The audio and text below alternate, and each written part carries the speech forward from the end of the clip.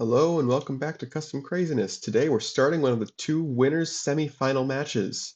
We've got the 12 seed on the left over here, and what is this, the 8 seed on the right? Yes, the 8 seed. Over on the left we've got Dark Souls and the Weirdos. This is a very slow snowball deck with lots of control elements and very threatening in-play specials that the opponents have to play around. They tend to want to slow the game down because they upgrade their deck over time with cards like the Chosen Undead. And over on the right, we have the Brewers and the Tacolytes. This is a blisteringly fast deck, with the Tacolytes taking out Madness for benefits, and the Brewers boxing lots of cards to speed themselves up. And Box Madness does not count against you, so it kind of breaks Tacolytes' value and risk-taking propositions. It's just a very fast result. Let's jump in. We're using our low risk base deck, and the lower seed is going first. All right, to start off, I think we're going to do Blacksmith, and probably Estus Flask as well, although we can use Preservation Point to play our twos and not realize that we have Estus Flask. I think I prefer that. Where are we going to put our Blacksmith? Probably on Pandora. Probably on Pandora, since we want to keep that out as long as we can. Now, I think we're going to try and draw an action here. That is not an action. That is a minion. So we'll put it back. That's fine, though. It's a good minion. Then we'll use Preservation Point to play the Introvert. And that's it. Ooh, this is one of the key cards in this deck. A couple of Dark Souls minions have what are supposed to be stalling abilities, but the Contrarian can flip them into really decently sized bursts, which is how this faction does get a little bit of speed. Alright, over here, I think we got a pretty clear opener. We got Encathulata, we've got Yoglapeño. Don't really see the need to do anything different. Maybe we put Yoglapeño also on Pandora. And we'll put Encathulata. We'll put Encathulata on Flaming Airy, just in case we decide we don't need its movement ability later. We'll see though. Okay. What are these guys doing now? I think I can play Old Soul at this point, and then they can play Estus Flask. I don't think we necessarily want to keep playing stuff on Preservation Point just for the sake of hiding Estus Flask. Uh, Where are we going to put our stuff, though?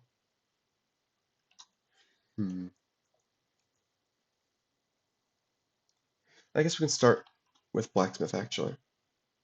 Yeah, we'll do the reveal part of the talent again, because we don't have use for the other two. That is not a minion. Sorry, that is not an action. So put that back.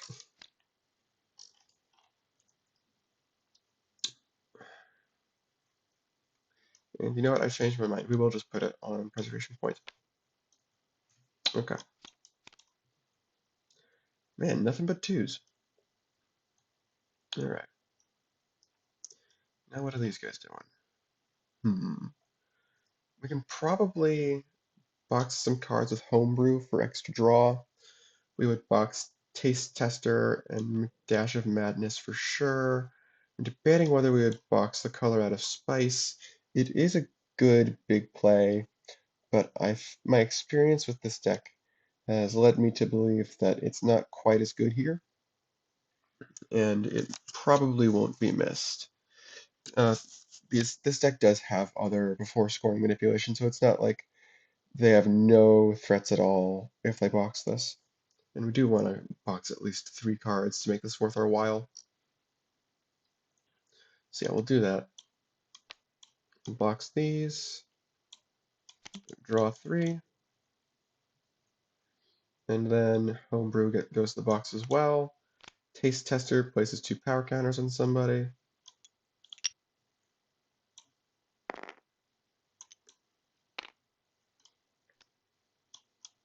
And yeah, that's it for boxing benefits.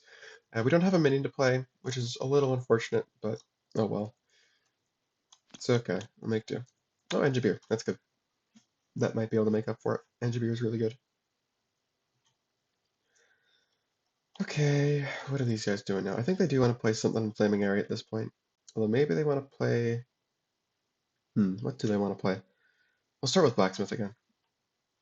Yeah, that is an action. There we go. It's probably better than Estus Flask even for this scenario, because we got introverts to start stacking this on. Speaking of which, I'm not sure. I think we'll play a Chosen Undead on the Airy, just in case. Though these 3-point splits are good for destruction abilities, especially for stuff like this, because it makes it more likely that we get an outright solo, and that's obviously a bigger denial of VP. You'll play Sunlight Warrior, bury it on Preservation Point to hopefully put some equity on this introvert. We've got Liquid Humanity even, so it's not as big of a deal if we can't move it away for some reason. Alright.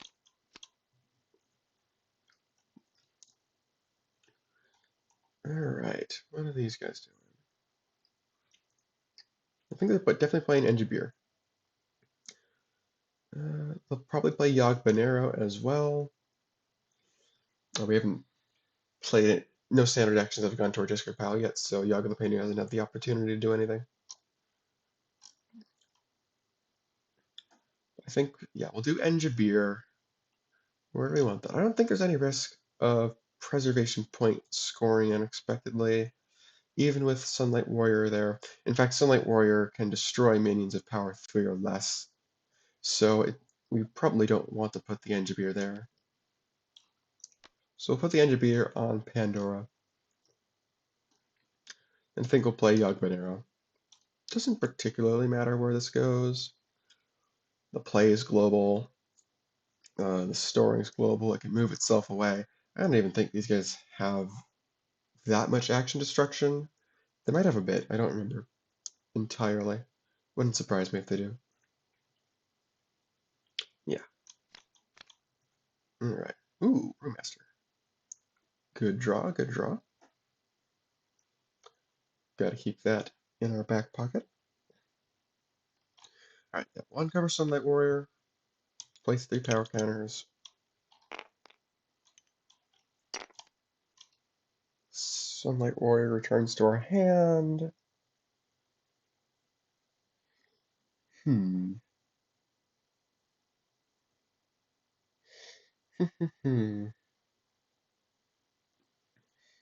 I don't think we want to play a Contrarian yet.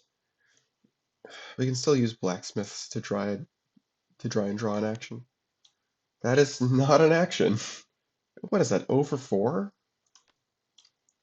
That is a good find, though, getting one of the Dark Souls 4s. Especially that one in particular, that's a really good one.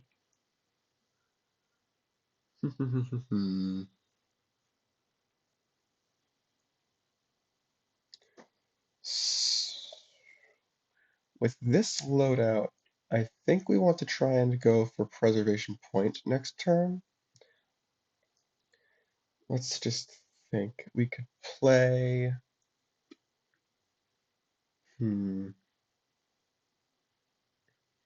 Could play Contrarian now.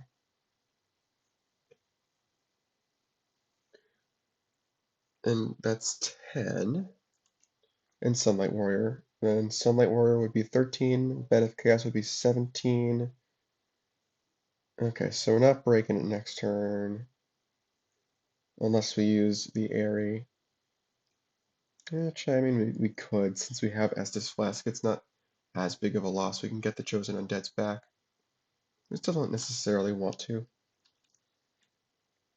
I think for right now, though, what we can do is... What do we want to do? We'll play a Signed Seed Kid, I guess. Not sure where we're going to put it, but...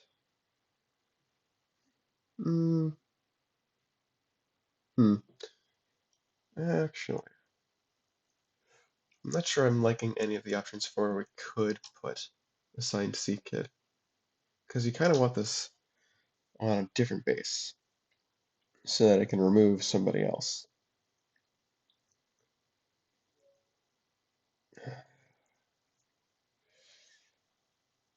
And we do have a break next turn if we play Contrarian. We also have Old Soul to refund our Chosen Undead later if we wish. It's not a great use of Old Soul though. We're probably not seeing that again, so.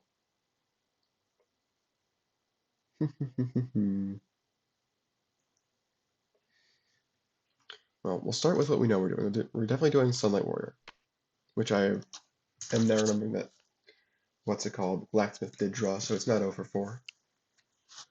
It's like 1 for 4 now. Let's see, do we have a break if we play Introvert there this turn?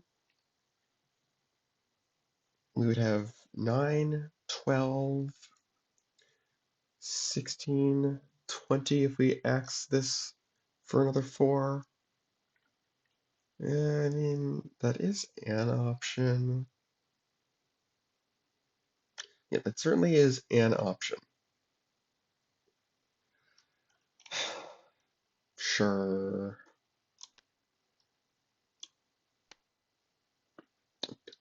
Does sort of mean that,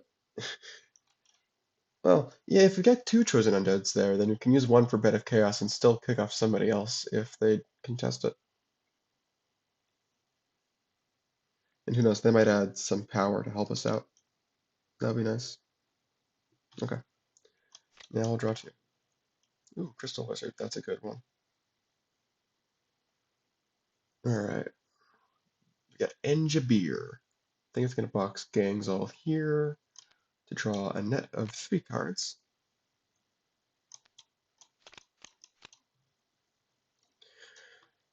Alright, we should probably defend Preservation Point, perhaps with an Encathulata. Small footprint. Unless we can break it? I don't think we can break it. That seems a little difficult. Just a little. Yeah, defend us something small.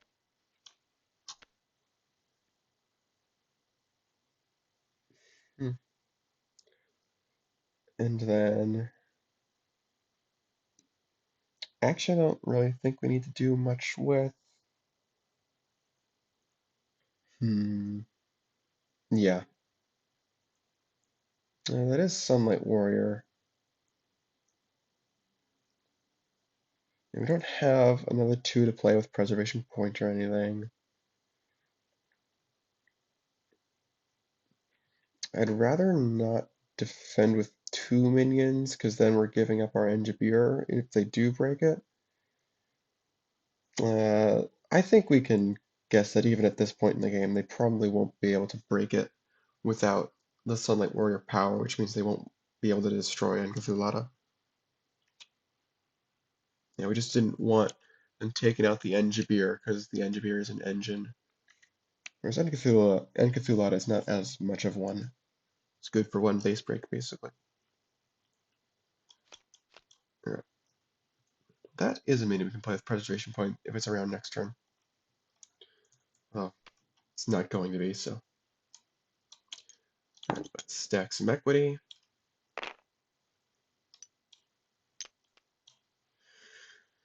Alright. Looks like they are going to get points from Preservation Point. Oh well. This does mean that we will be able to score it a little bit more cheaply. Let's see what Blacksmith gives us. Oblivious. Okay.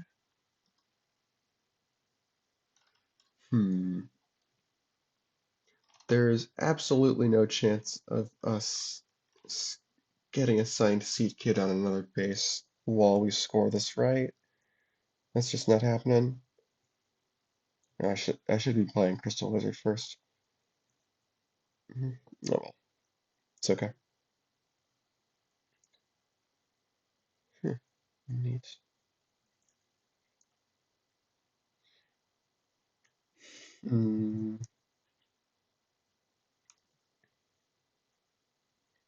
End of the turn, yeah. not seeing a way for that to happen. So I think we just do this. Yeah. We axe the oh wait, no. Sorry. Before we play Bed of Chaos, we'll play Crystal Wizard. Alright. Now we'll play Bed of Chaos. We'll do Crystal Wizard. Ooh. I think we draw 4 kings. And bottom deck the Contrarian. Actually, no, we'll top deck it. Because we can return to the top or bottom, right? Yeah. We'll move Crystal Lizard to, I think, Airy. And then, yeah, we'll axe the Chosen Undead for, I guess, just a Contrarian. We do have all 3 coming up now, so it's okay to use one. And we're okay with having one in our discard pile, because eventually we hopefully want to get this card into our deck, which Contrarians are a very good target for. Yes. And we'll be able to move away both for introverts, which is good. Okay. We'll score Preservation Point. Chosen Undead will destroy the Bed of Chaos and box it to draw a linked action to it. We'll grab either Easily Catalyst or Chaos Flame.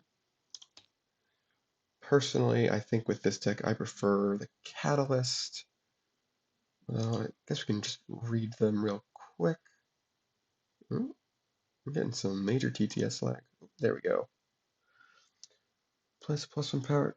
Place a +1 power counter on every minion on one base. Yeah, it's a standard action. That is a very good standard action, but I think this deck prefers the modifiers since they have more ways to persist them around. Yeah, we're just gonna grab Easily Catalyst. It goes to our hand, right? Yes. Blacksmith will be able to play that later. How big is that introvert? 2 plus 6 is 8. It'll be 9, 10 out for 20 for 16 out of 28 on Pandora. We're gonna put 1 introvert on each base so we get maximum Crystal Wizard value.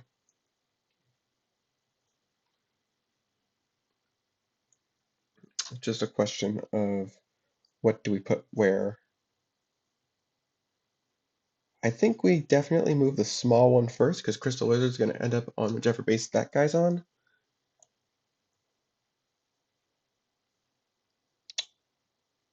Well, we have to move to Flaming Airy first if we want to get maximum value. Okay, so it sounds like I'm saying we're going to move the small one to Flaming Airy. Technically it gets -2, but eh, whatever. And then we'll do Crystal Lizard. Draw Contrarian, will bottom deck Voodoo Doll. Crystal Lizard goes to Pandora. Other introvert moves away. Let's see, could we have double scored with a Contrarian flip? Um, this would be net 14. Yeah, no. No, we could not have. Okay. And we'll do, what's it called one more time? Crystal Lizard. These are both really good. We'll draw Control Freak. We'll top deck Chosen Undead. We don't even mind discarding that because we've got Estus Flask, which can play from discard pile. Power is really narrow, but can't really do much about it. Oh well, it's okay. 2 and 4. That was a really good turn for Dark Weirdos. Yogg will catch the Engathulata and go somewhere else. We'll put that on the area, I suppose. The Forge, okay.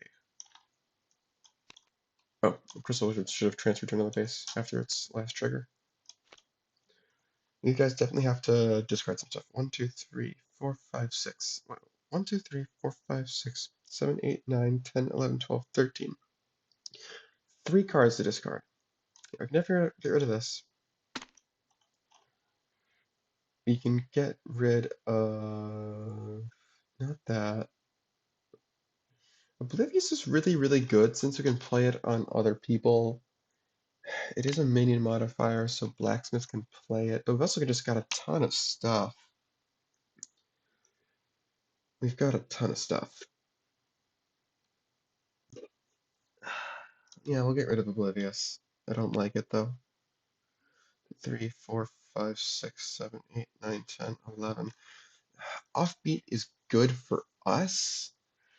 I don't think there are any more abilities that for these guys that can go, except for Chaosadia. That's not nothing. But what are they giving up instead? Like, all these cards are really good. Especially in context. I am loath to give up Liquid Humanity.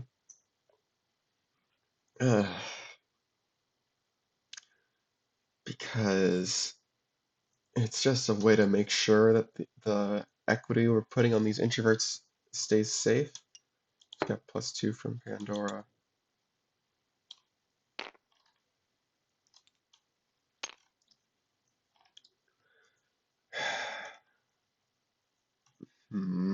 It's tough to say.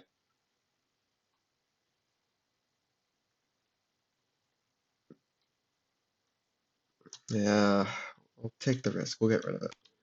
Worst case scenario, if we decide we want a blacksmith can shuffle it back. That's a tough decision. Alright, these guys still have no cards in their discard pile. That's kind of funny. I think we'll box something. Probably want to try and break Pandora this turn. Yeah. Do have to be a little bit careful with the introvert moving over because that's going to be, what is that? 2 + 6 is 8, 10 free power they get on Flaming Area. Although this is Dark Souls, so they probably wouldn't be able to put up the extra 9 immediately. Can they box hops? I think they'd rather play hops. Not to mention the Encathulata can just move with its own ability. So that's a pretty strong argument against doing that, I suppose. Let's box Taste Tester, because that's worth extra with Pandora. Draw a card with Enjabir. Place 2 power counters with the Taste Tester. Now it's power 5 or more, so it gets +2 from Pandora.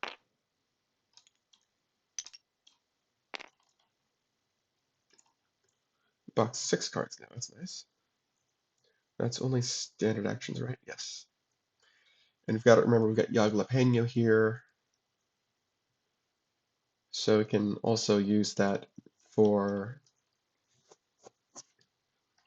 what's it called? Extra breakpoint reduction. You can even use that Encathulata for breakpoint reduction. Yep. And that'll get recaught by Yagmanera, which is nifty. Yeah.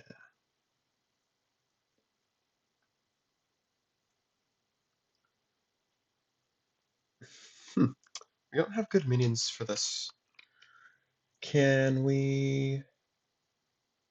What can we do? Can we box something else? If we play Perfect Pour, that's 3, and then the Encathulata can move over for what will be 1, 2, 3, 4, 5, 6, 7. Okay. So they actually don't even need to play an action worth power. They just have to play a standard action. And that'll be all they need. Kind of crazy.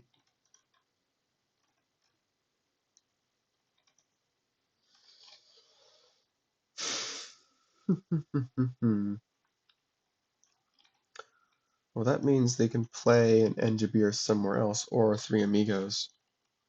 Probably not the 3 Amigos, since it's the recursion one. We haven't drawn much madness yet. Mm,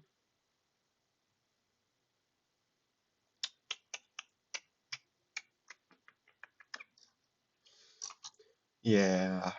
Play Engibeer on the forge. We'll get a future power counter, I think. I'll put that here. We're just gonna play Gangzal here to draw a card. Shuffle our discard pile into our deck, but we have no discard pile. And that gets stored. And Cthulhu reacts to move.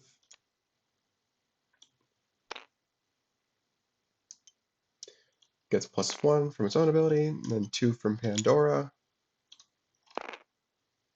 We'll keep things simple with Yogg-Jalapeno. Won't bother going through why we can discard the Cthulhu and make it okay, because we only need the -1 to reduce by 1.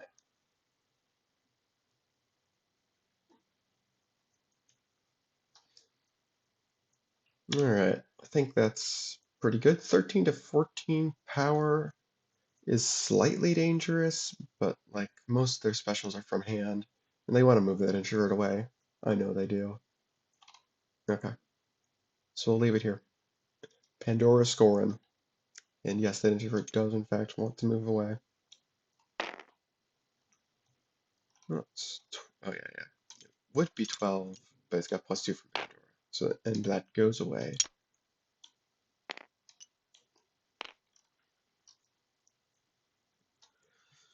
All right, Crystal Wizards triggers, right? Yeah, yeah.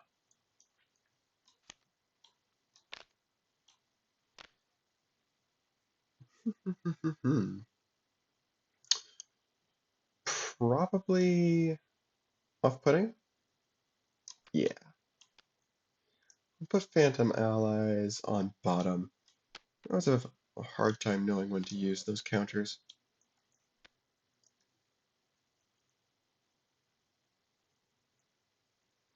Okay.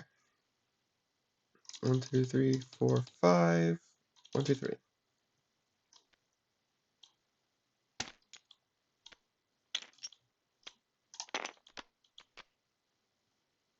And we will store, I think, the Engibeer, since we've already gotten Cthulhu with Yogg-Jalapeno. Ooh, Dwarven Stronghold.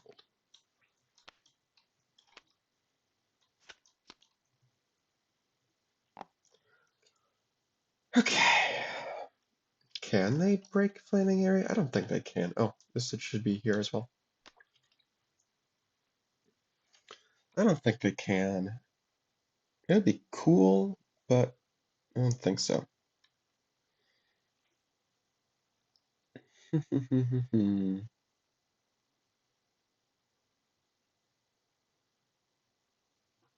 they have a Chosen Undead there? No, they don't. So I think what they're going to do this turn is they're going to play a Signed Seed Kid on the Forge, and then they'll play Estus Flask and bury it on Flaming Area. Too bad they don't have a Blacksmith, but that's okay. Can't win them all. Otherwise, we'd probably be playing easily. Alright, play a Signed Seed Kid.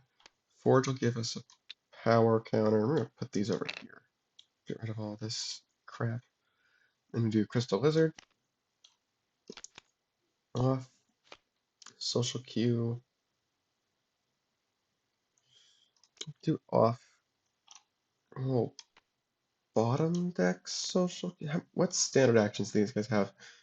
With Yogg-Jalapeno gone, they can actually play social Q. Uh,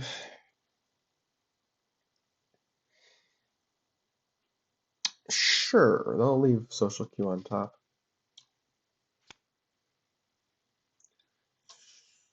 Yeah. Okay. Then this has to go somewhere else. It'll go to Dwarven Stronghold. Actually, no. We'll leave it on Flaming Area. Do we? No. I have a feeling it's gonna break. That's probably gonna break. So let's not do that.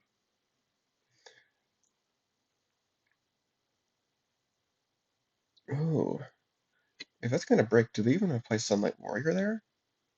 They may not. Maybe they play easily. Yeah, that's actually a better way to hedge their bets because if it doesn't break, then they can play Sunlight Warrior next turn and just box it. And at that point, like there'll be 9 counters on that introvert. I think that'll have more than done its job. Yeah, let's play easily this turn. Put in the. Oh, where is that? That's not right. Why is that weird? What the? I don't know what's going on there. Anyway, I think this is a better way for them to hedge their bets. They're going to have to play fast if that does break because the score is going to be 10 to 11 because they're going to leave the introvert there. Okay. 1, 2, 3, 4, 5, 6, 7, 8, 9, 10, 11, 12. Okay. I'm going to discard 2 cards.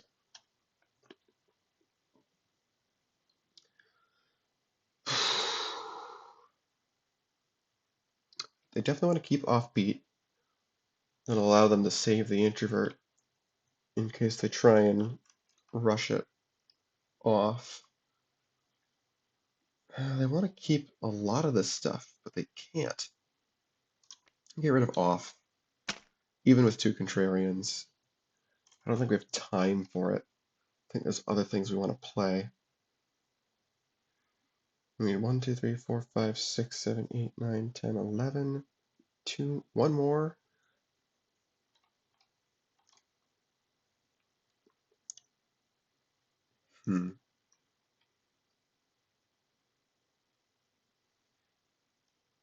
That's a tough one. I don't know. We'll do this. I'm not convinced that's the right decision, but it might be. This appreciates.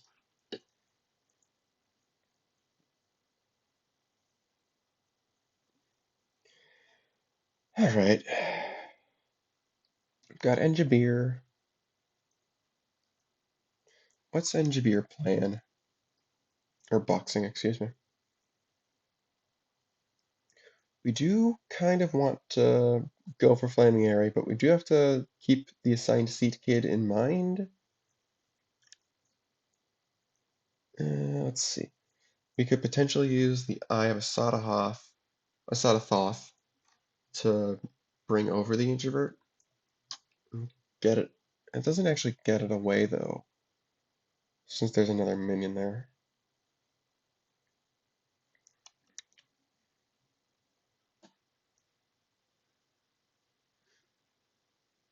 Hmm. Yeah, this is what I was saying about Weirdos having a lot of very threatening in-play specials. Even assigned seat kid alone is very, very threatening. Because it means that both of our minions are going to have to be bigger than this. What is that, 8? Yeah, they're going both minions we put down there are going to have to be at least 8 if we want to actually win it.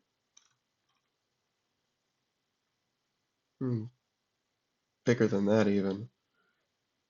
If we, that's assuming we put 2 minions down there. We only need be able to get 1 unless we box hops or something.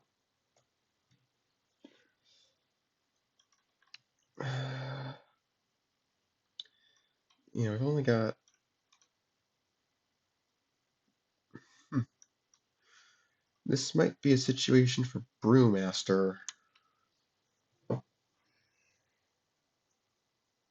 I want to play something with Yag Monero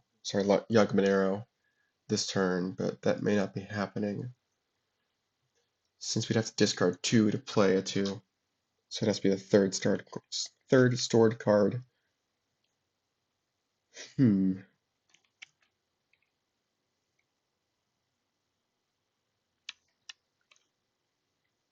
Are they prepared to play fast enough?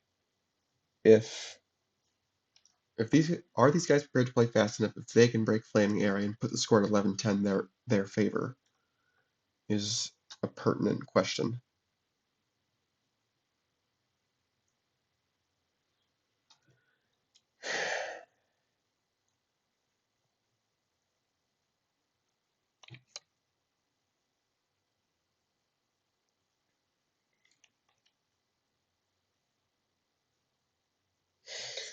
They could go for the forge instead.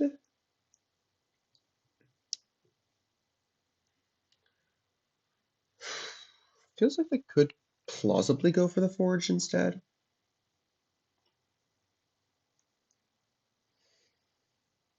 How would they do that? They would probably want to throw something into the area just to play the Encathulata, even if they don't need the power, just have defense on Flaming Area. We could use Eye of Asadathoth to bring something over. Bring the big introvert over, I mean.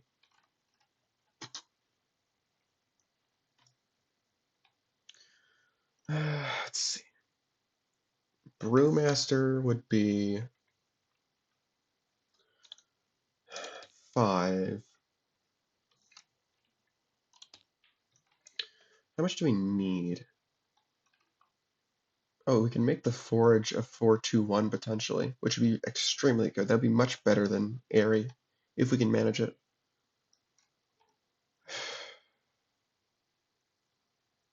Hmm. 6 cards box. We're halfway to fine wine. We need 16, I think? No, 17. 17, yes. This is 5. Do we have both perfect? We have both perfect pours in our hand. So we could. Oh, we also still have Engibir. We still have Engibir.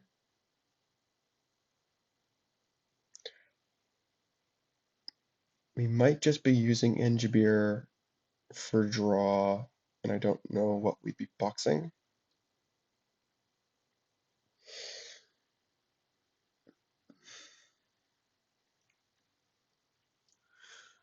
What would we box? We want to. I think we're playing Eye of Asadathoth and or Perfect Pour.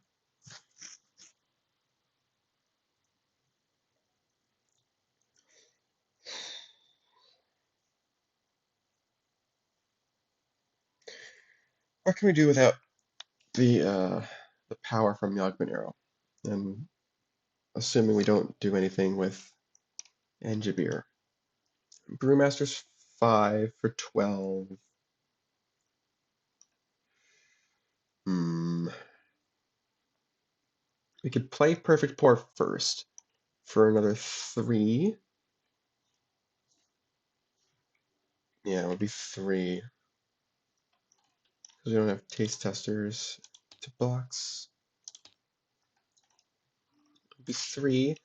This would be 8. We could play it again for 11.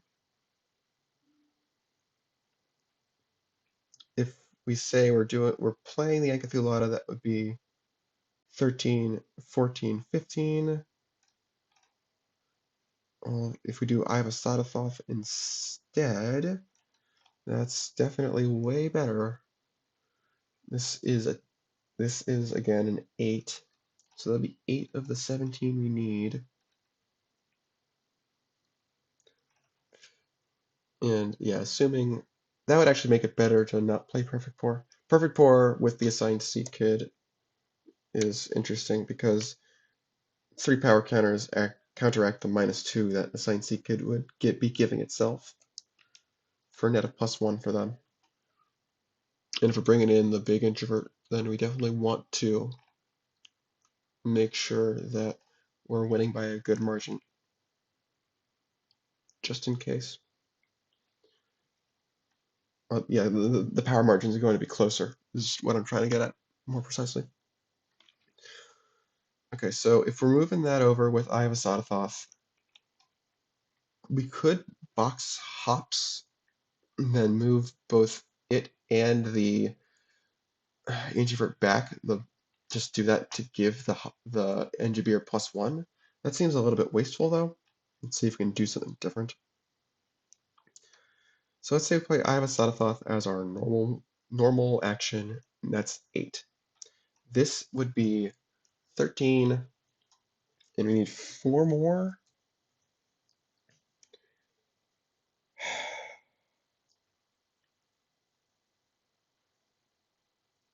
Yeah, the fact that we've drawn both of our perfect pores is annoying.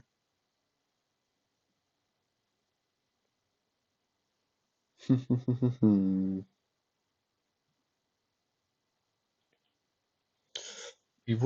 could potentially have Nachulhu be played as an action for a time loop. If we did that, then we would have the power we need, right? We'd have 5, well, 8, 13, 16.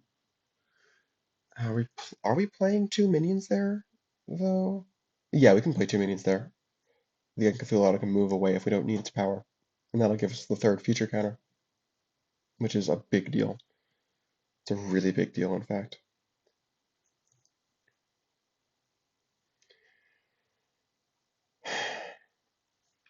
What would Brewmaster be playing? Just something to give us 1 power without the future counter? Hops, actually. The 1 hops power. That'll be 1. This moves back for 9, 14.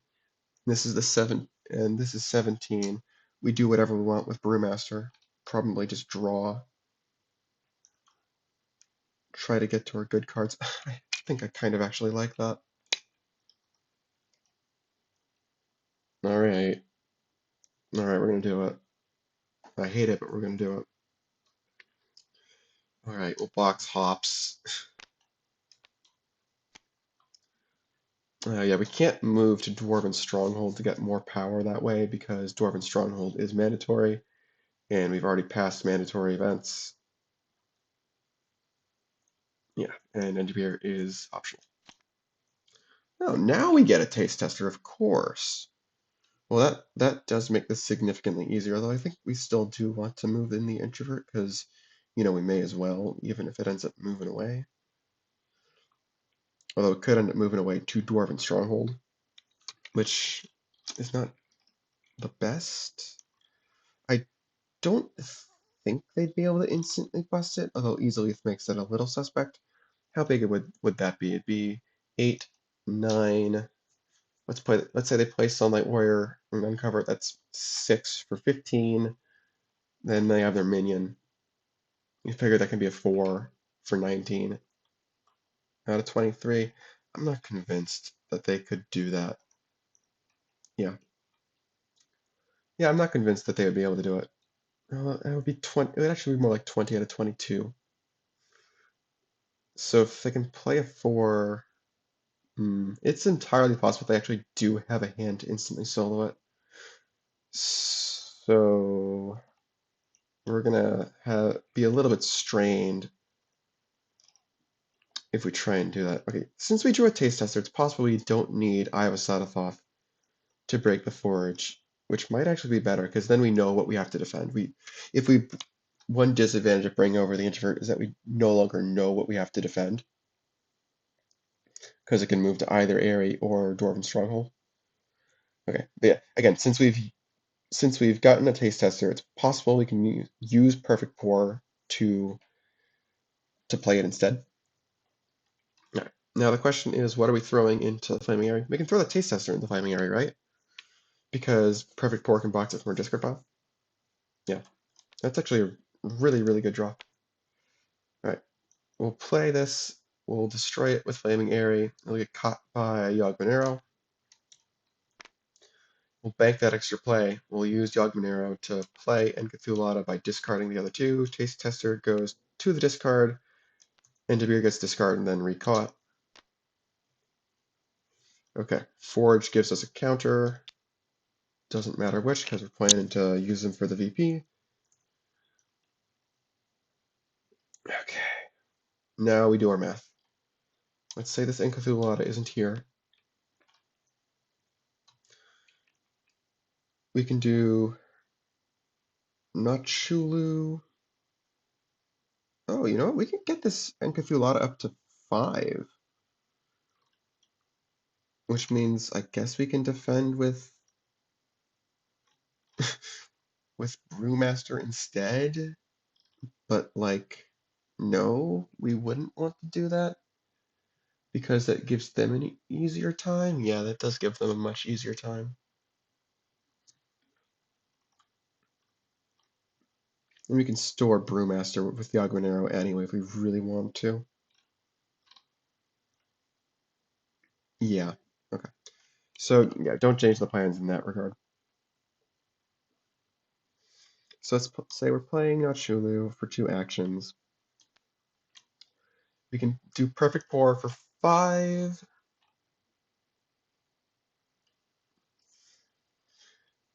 We need 17. Perfect Pour would be 5.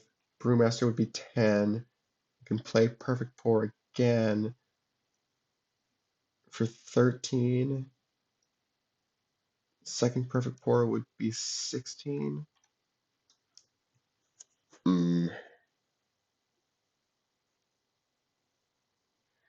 What else could Brewmaster play? Oh, we did forget about the hops power. Uh,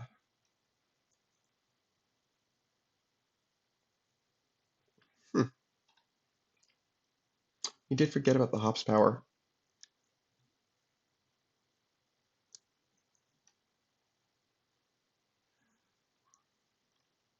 That is a little awkward.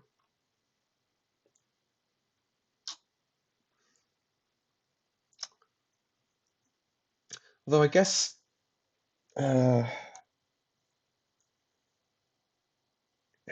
interesting. I'm wondering whether we can decide to move with hops before or after we box hops. Whether do we draw the card before or after we decide how many minions to move and give power? Is the question. We certainly decide to box it before we draw Taste Tester.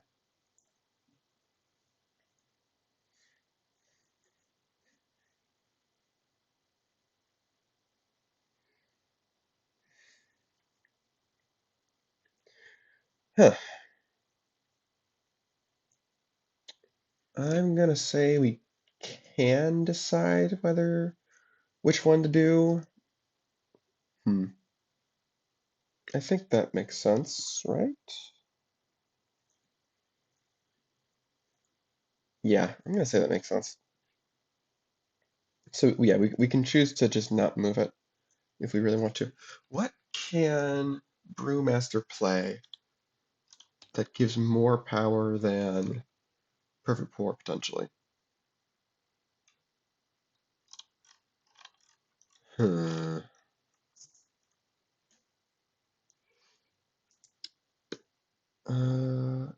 Second Nachulhu, no. Cheers. Yes? Cheers, yes, that would give 6, I think, in this scenario. We can't get up to 12 cards boxed, but we can get up to 9 if we play Perfect Pour first. And there's Guacamole, which gives 3. Nachulhu, which gives 2 actions. We've got options. But let's think. We would be playing Perfect Pour for 5. We're also playing Nachulhu, I think. Playing Nachulhu. We might need to break with the Encapsulata instead of with Brewmaster if we're playing this many yeah, we're playing 4 standard actions at least. 1, 2, 3. Brewmaster is 4. So yeah, Encapsulata actually would be more power. That's if that's what we need, then that's what we need, you know. Okay, so at this point we need 15, and each standard action is worth 1.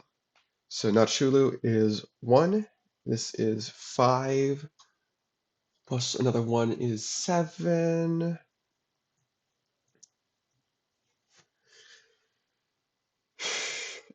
Then we play Brewmaster somewhere else, namely Flaming Airy, and then we can play Cheers for another 6.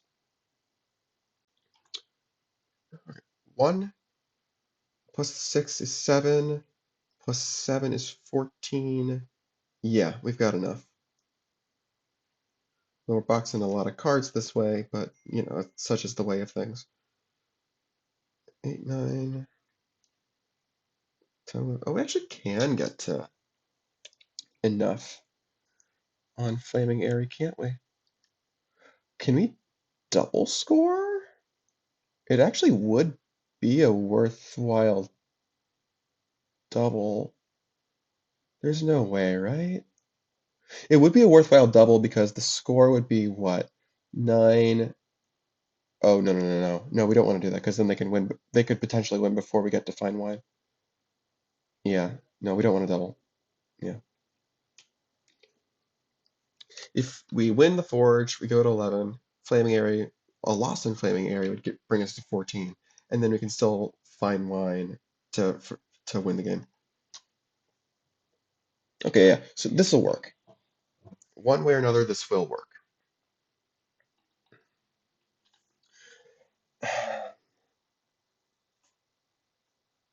And yeah, we do need to play Brewmaster on the Forge. But it seems like we might have a spare action to play Eye of Asadathoth, which actually means we can move the End of Ear if we want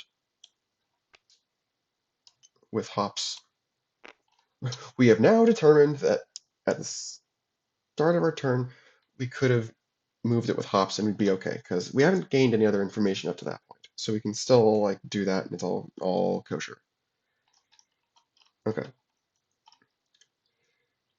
So I think we played Perfect Pour first. No, we played Nachulhu first.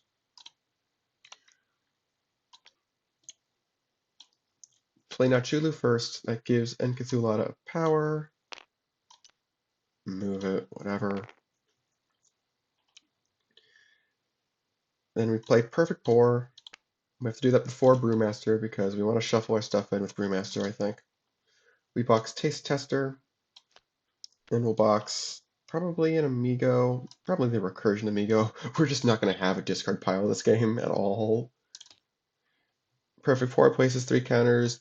Taste Tester places another 2. So we've got 5 total. Put those on. We'll spread them out, actually.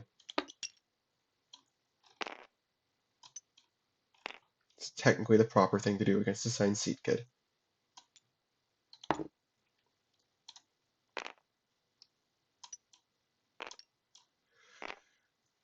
Alright, those go to the box. This goes to the discard pile. Enkathulata reacts to move over and gain a power. We're playing 4 standard actions, so we're fine. We're down to 1 action from Nachulhu. Now we play Brewmaster, which gives us a reshuffle. Not that we're going to need it, and we are going to need it for the VP. And we shuffle our discard pile into our deck.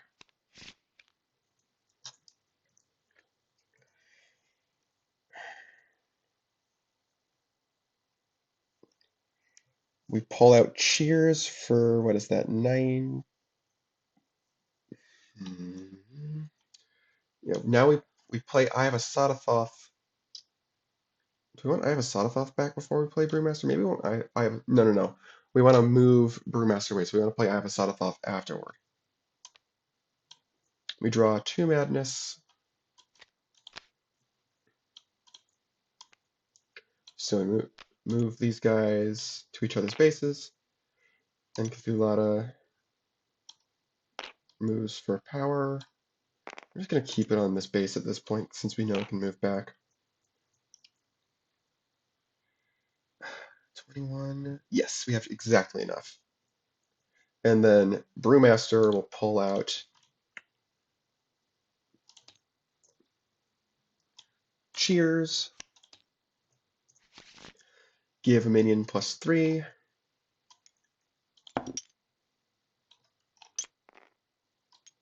And then it gets boxed by Brewmaster. So Cheers gives somebody another +3.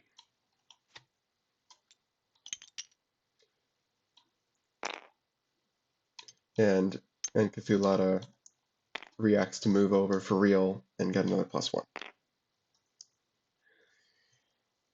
Ooh. Another potentially dangerous thing about defending with Brewmaster is that Chosen Undead can kick it off. How many Chosen Undeads? There's 3 in their discard pile. How much of this power can we give to Brewmaster instead? All but this, right? And we can give the power counters to Enjabir if it really matters.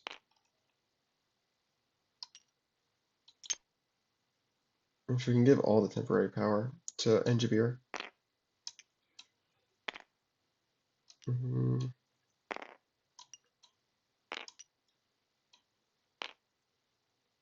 just wondering, can we organize this in a way? Oh yeah, we can. Yes. Is this distributed correctly?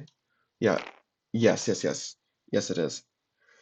Enjabir got 5 power counters from Cheers and 4 extra power, 1 from Hops, 3 from Cheers. Brewmaster got power from Cheers, so we don't need the Encathulata. The Encathulata is better to defend with, and it can still end up on Flaming Airy.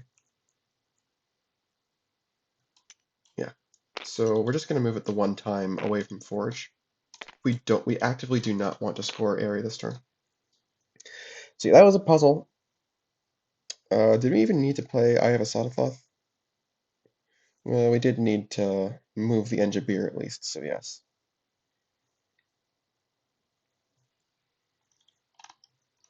We do need to draw at least 1 Madness. So maybe we just leave it at 1 Madness. That 3 Amigos is going to appreciate having it, for sure. Yeah, this was very puzzly, but worked out. Barely. Alright. I think we can finally score the Forge. Yes, we can definitely finally score the Forge.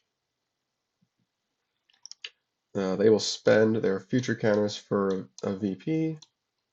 Hello? There we go. Do these guys have any specials? No, that's in play, that's in play. That doesn't help. Yeah, doesn't help. We could play Social Cue to grab, I don't know, Eye of Asadathoth?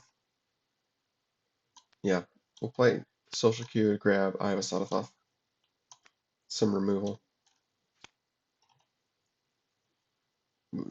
When they play Eye of Asadathoth, obviously. It's just, I have to remember this card's in their hand, and often I don't. So whenever I go back and check, that's when I usually do it. And I think that's just the best one for them to grab anyway, out of the 4 that were played. Maybe Nachulhu. Yeah, maybe you argue Nachulhu is better. I have to fish that out of their deck, though. I should fish that out of the deck. That's a better thing for them to grab. Which does mean it doesn't go back to their discard pile. Or back to the deck, excuse me. Yeah. Time Loop. Definitely better. And, just the fusion aspect. Definitely a very good grab for Social Cue. This doesn't help. Yeah, none of that helps. So they get 3 and 2. And what's going to get stored by Yogbanero? Which of these? Maybe just Brewmaster? We've got, what, Ninja Beer in there? Yeah, let's store Brewmaster. I don't think we're going to have the opportunity to... What's it called? What am I thinking? I don't think we have the opportunity to get him back quickly enough for storing him to matter in a bad way. Okay, this goes away. What do we get back? Ooh, Nightmare World. Okay.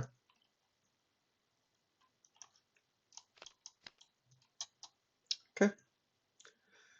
2 cards away from fine whining for the win, if they lose on Airy, at least. The Enkathulata loses power. Okay. They would definitely like to solo the Airy instead of letting them have the 3 VP for 2 power. I don't know if they can stop it, is the thing. They can do off-putting. They need to add 7 power. I think they can do it with easily. I think they can do it. I think.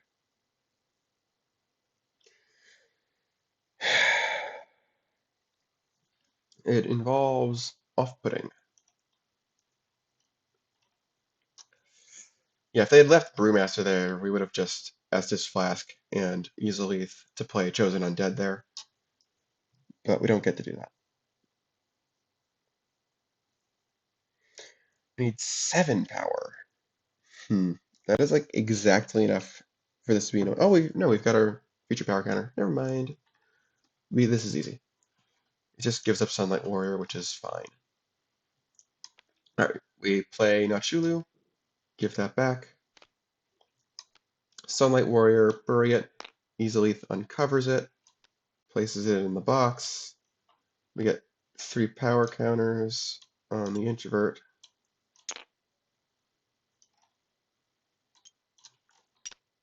Three breakpoint reduction counters on Airy.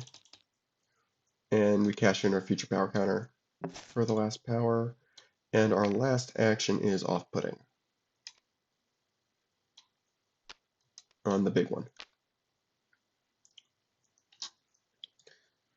Alright. So now they have to actually win something in order to win the game. They can't just fine wine cheese it. Alright. Base scores, off-putting moves Enkathulata to, let's say, Nightmare World. Let's not give it free power with Dwarven Stronghold. Then Big Introvert will move away for sure. He is going to go to Dwarven Stronghold, I think. Ooh, 12 power, though. What's the score going to be? 13 to 11? Yeah, it's fine. I think we're at a point in the game where even if they rush it for 15-15 to try and fine wine win the next turn, we'll probably be able to score that, I think. And we can even use offbeat to save the second introvert. We do get to do Crystal Wizard, though. Off, or Pyromancy Flame.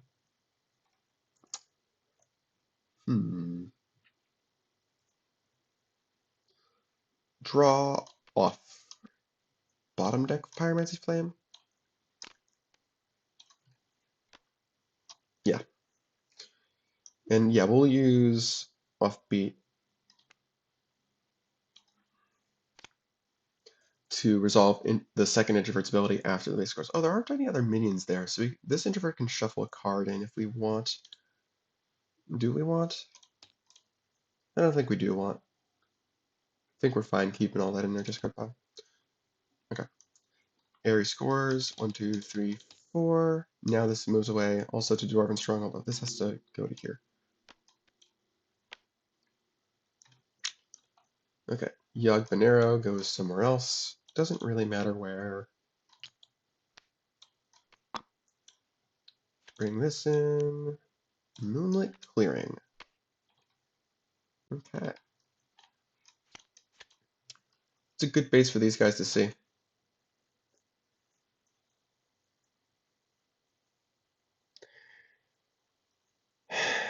Alright.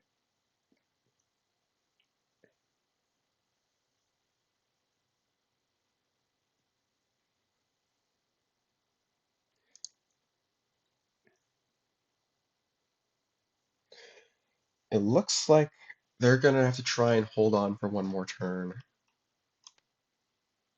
Although,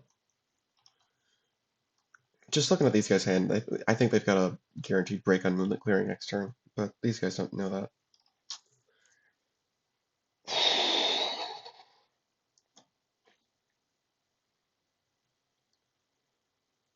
Can they win Dwarven Stronghold?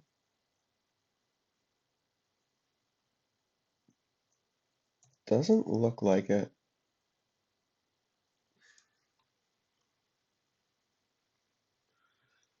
Hmm.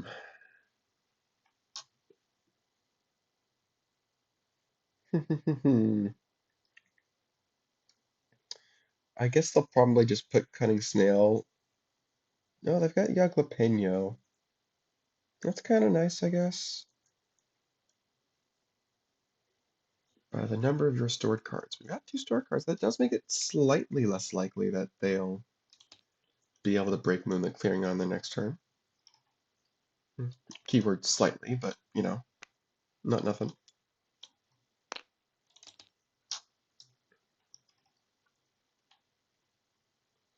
We can use that ourselves eventually, hopefully.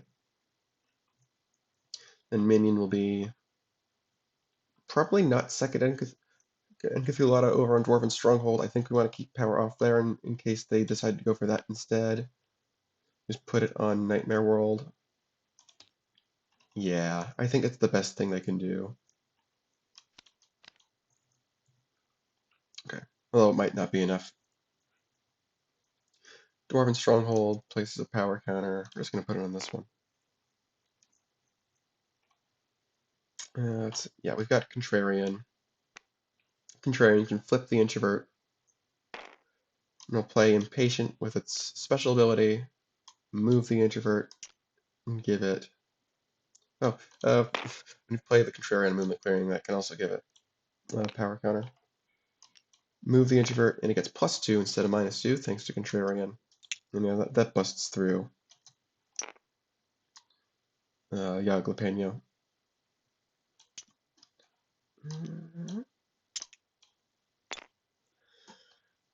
And how ridiculous can this get? Estus Flask as the normal action.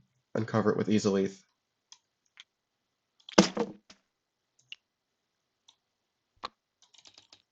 Play a minion of power 2 or less there.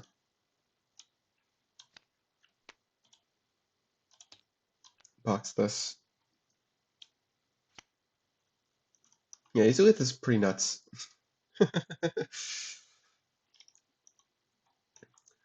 That's game. Let's see, would these guys have had the win if they got the 3 VP from Flaming Airy? I don't believe so, because at that they only had 10 cards box. They would have had to like, play Perfect Pour or something and play Fine Wine. Yeah, because they didn't. They drew Yeast Beast at the end of their turn. If they'd had Yeast Beast one turn earlier and they got the VP, then they would have been able to Fine Wine for the win that turn. But with the social cue grab of Nachulhu, there was just no minion that was going to get VP. Yeah, they would have needed to somehow save 2 minions. Okay, well, that's game 1. Dark Weirdos take it. It's kind of surprising because there were mostly normal size bases this game. Yeah, Preservation Point, Pandora, the Forge. Yeah, normal to big.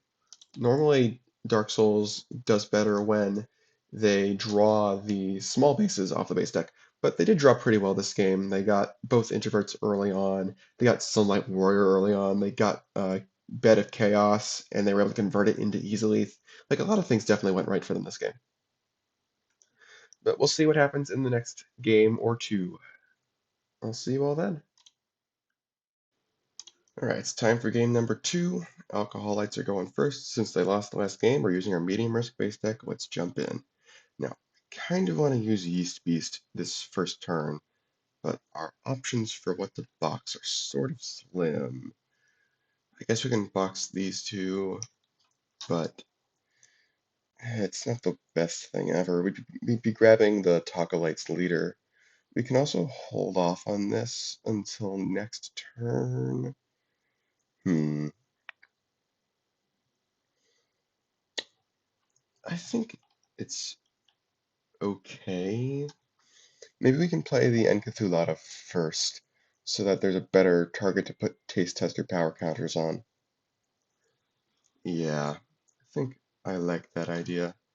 Put the Encathulata on Crypt, and then we'll pass since we don't have an action to play. We could also play Guacamole to have an action to play, which is Madness to draw two. That actually might be better. Hmm.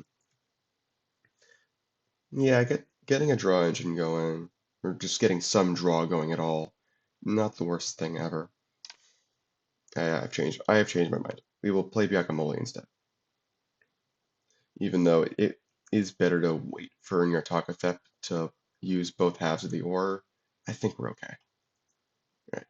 Draw the Madness, play the Madness. Oh, okay. Those are not bad. And we'll draw two for turn. Okay. Now, generally, Bed of Chaos ends up going on the most valuable base to make its ongoing the most threatening. We could also put it on 5-star restaurant to draw a card, which is perfectly fine. We may end up wanting to chosen undead it since we have some chosen undead, and as we saw last game, Easily Catalyst is very good. Although we don't have any of the buried cards yet, but we can find those. Yeah, sure. We'll put Bed of Chaos down, draw a card with 5-star. Oh, hey, seconds 4. Play off count somewhere, I think. Question is where. It is rare for 5-star. I think that answers our question. Okay, cool. Impatient is nice. We can play a chosen undead there to axe Bed of Chaos early if we'd like. We don't need to though. Alright. Oh, good buried card. Or card that gets buried. We'll mark 5-star with Bed of Chaos. Let's see. Now I think we do want to play Yeast Beast. And it's just a matter of what do we grab? Where do we put stuff as well? If we put him on 5-star for presents, no. I think we'd prefer to lead with small minions on 5-star. Even though they're going to be common, unless we luck into like Chaos AD or something. Yeah, kind of partial to just putting this on Crypt as well. Although if we're still going with the plan to box a taste tester, then it's not as relevant. So let's put on the jellyfish. We'll box these two. Yeah, I'll put these here. We'll search for a card and draw it.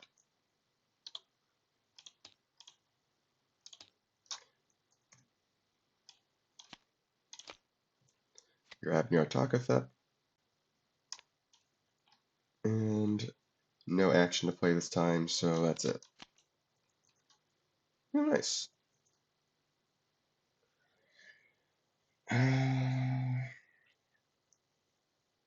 What are these guys doing? We've got a mark 5-star.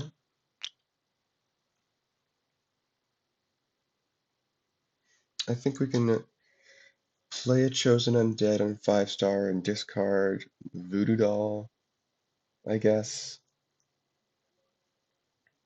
Then we can play Estus Flask somewhere. Maybe Crypt. Maybe we even discard the other chosen undead instead. Yeah, that's not a bad idea. We don't necessarily want to put that on Jellyfish, because Jellyfish can just take it out. If that's the only thing we have there. Yeah. think I like this idea. Discard Chosen Undead because Chosen Undead is common. Then we'll play Estus Flask on Crypt. And we'll draw 2. Third Chosen Undead already. That's nice. Alright, we'll mark this.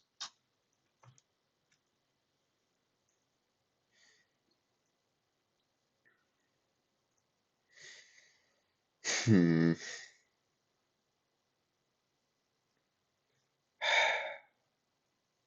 Tough to know what to do here because we can assume that this Estus Flask is going to be playing a Chosen Undead. So putting Nyartacothep on Crypt isn't the best idea ever.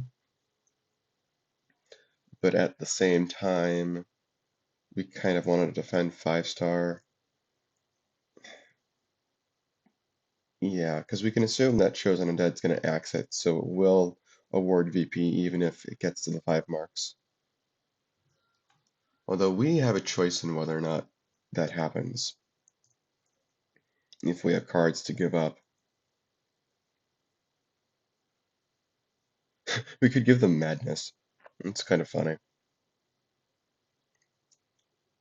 If we decide not to use the Madness for other purposes, we could give them Madness. Well, that might take a little while to get the Madness we would want for that.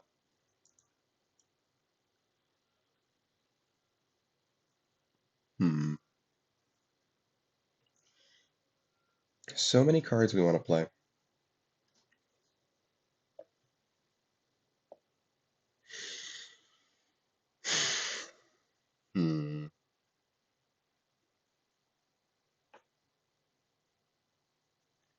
What do we want to do?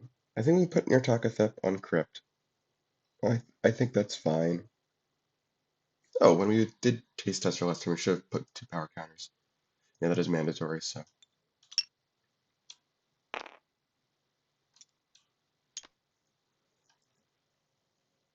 Yeah, I think it's still fine to put Nyartacothep on Crypt. Do have to remember boxing reactions, though. Nachulhu could provide the madness we want.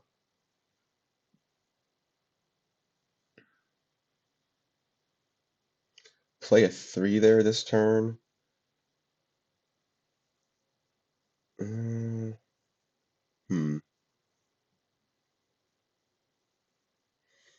I think our plan is to attack 5-star pretty soon. Let's see if we can math out a way to break it next turn, potentially with Nachulhu to store 2 Madness under Bed of Chaos. That would be really funny.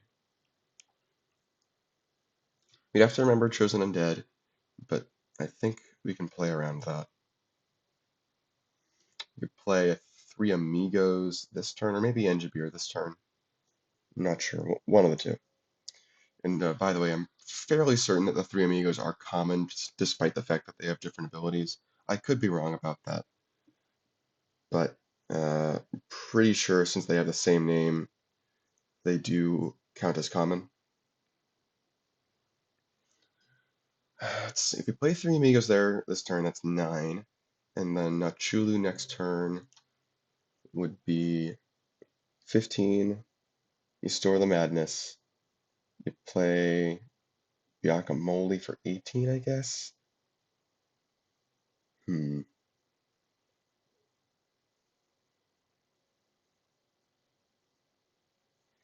We could play 3 Ami-Gos this turn. And then next turn we have Nachulhu Dash of Madness to draw the Madness from our discard pile. So we have a spare Madness to actually use once we store. And then that Madness could play a minion of power 3 or less. What is that? 9, 15. Uh, hmm. That's still only 18.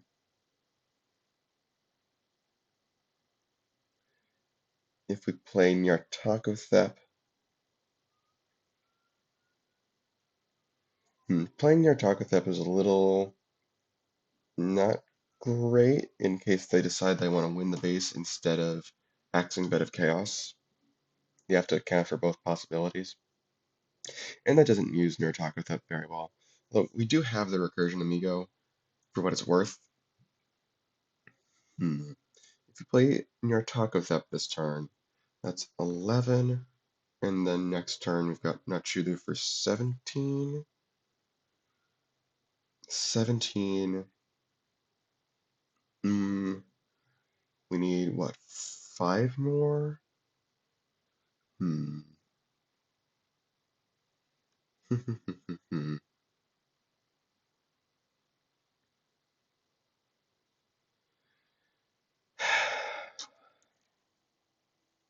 Hmm.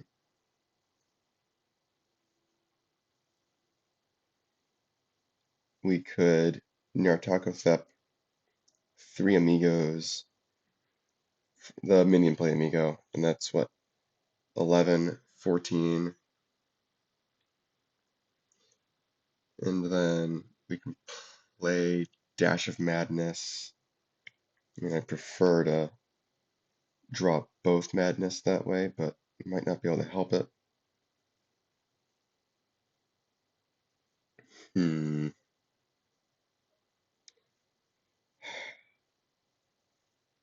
That's 11, 14. Then you can play the Madness to draw 2 and play Guacamole. It's 11, 14, 16. That can play another Madness for 19. But, yeah, no, it doesn't quite get there. Okay, so I say we just play the minion play Amigo this turn, or the Engibeer this turn. One of the two. If we're planning to store Madness rather than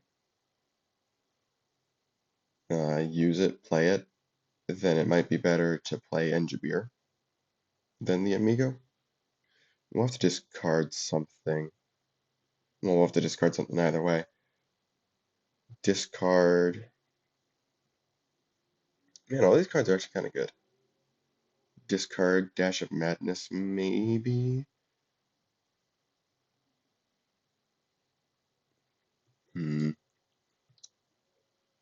Could we play something and then break Gargantuan Jellyfish next turn while storing the Madness? That would probably want us to play Engibeer, I think. Especially if we're discarding Dash of Madness.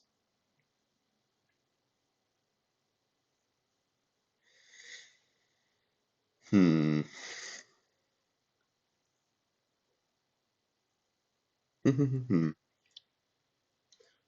Next turn, let's see, we start with 4.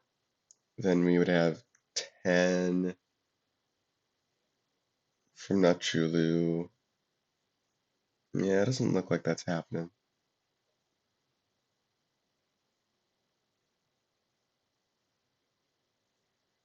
Hmm.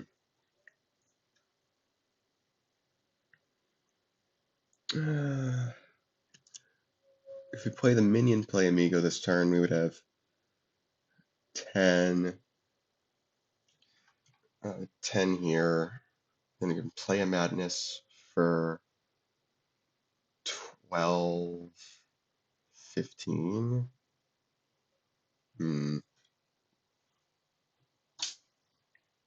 We could play Nyartacothep this turn on somewhere completely unrelated.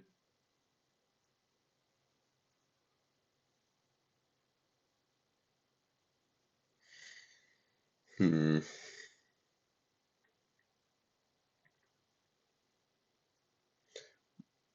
Yeah, we're gonna have to do something about Bed of Chaos next turn. It's just a question of what. And again, we're leaning towards storing Madness under it with Nachulhu.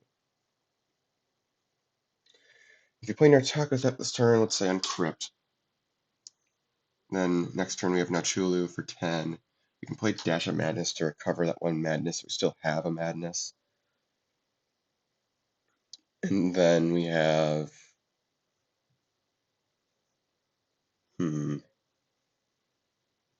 I guess still Guacamole? No, but the minion play with Amiga wouldn't be out, so we couldn't play Guacamole as a minion. Man, this is tough. There's a lot of lines. I think I like just getting Nyartacothep out.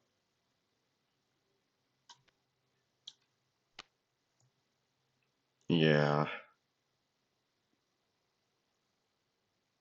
And do we play Dash of Madness now? I don't think so. I think we'd like to save that if possible.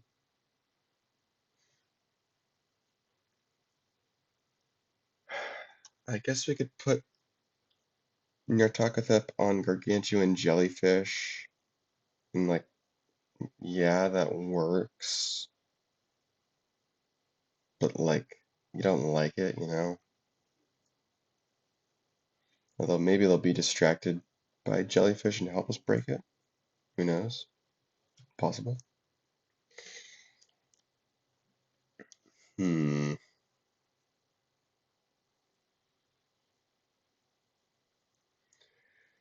Yeah, it's tough. It's real tough. Hard to know what to do.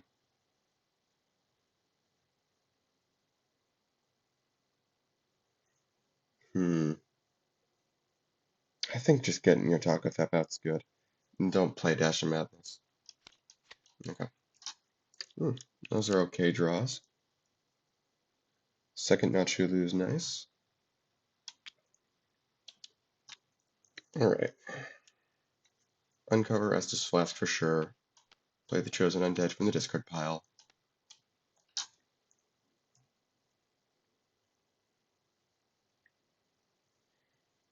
Hmm. We'll definitely let Bed of Chaos tick. I think what we do is we do 4 kings somewhere. Could do 4 kings onto Crypt and then axe it immediately using Impatient. Which thing would we grab? Would 4 kings sword or Abyss Walking be better? Let's just find them. This is definitely very good, especially with the ninja base out. This is also very good, but weirdos just have this as a card. It's kind of silly. So I think we'd grab Abyss Walking. Hmm.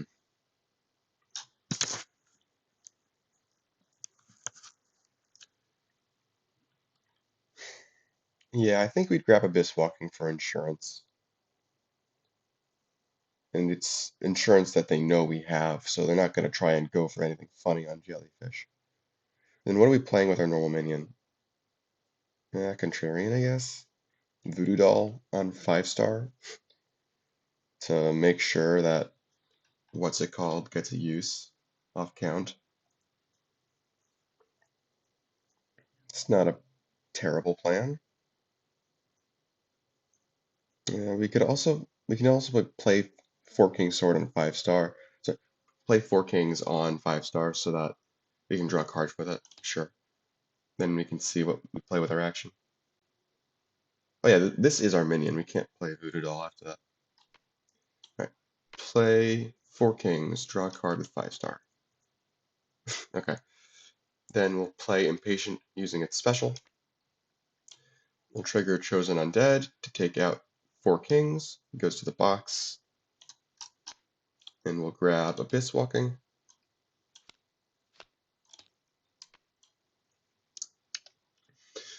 What else? Yeah, we want to let Bed of Chaos tick, so they have to respond to it.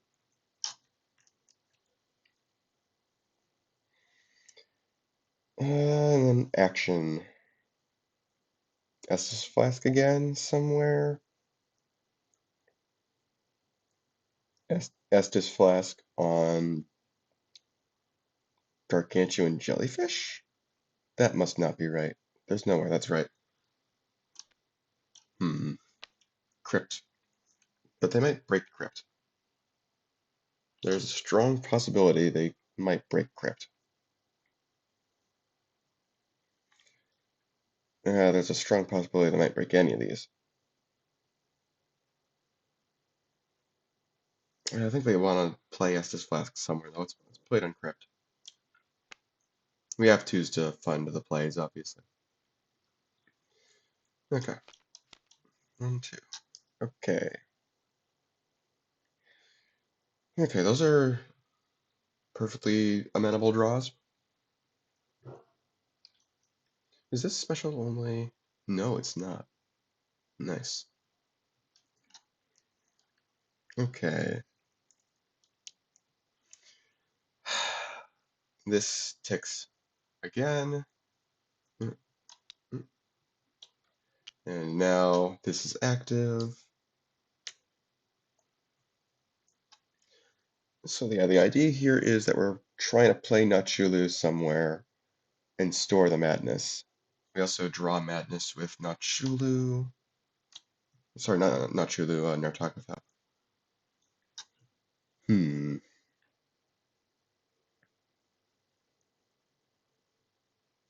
Can we break Crypt? I don't think we want to break Crypt. We don't want to break Jellyfish either, but we don't want to just put down, what's it called? Uh, Nachulhu, because that's not gonna guarantee us presence. They might decide to axe the Nachulhu instead of Bed of Chaos. You know, not guaranteed necessarily, but gotta account for the possibility.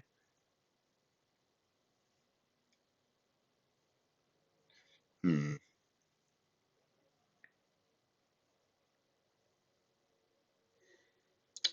Kind of wish we had a Three Amigos out.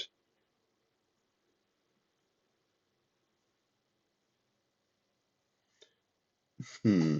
Maybe what we do is instead of using Nachulhu to store madness, we used Dash of Madness to draw madness from our discard pile.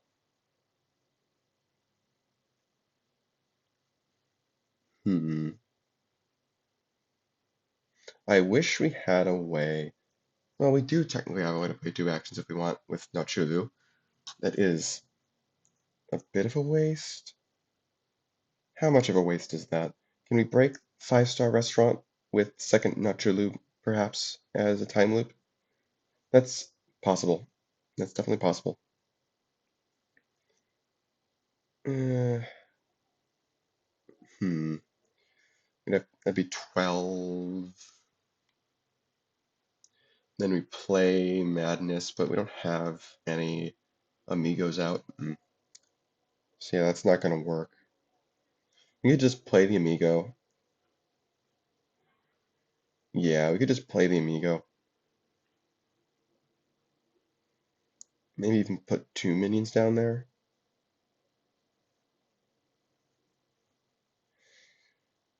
Hmm. We want to store a full two cards for sure, so that it goes back to us on our turn.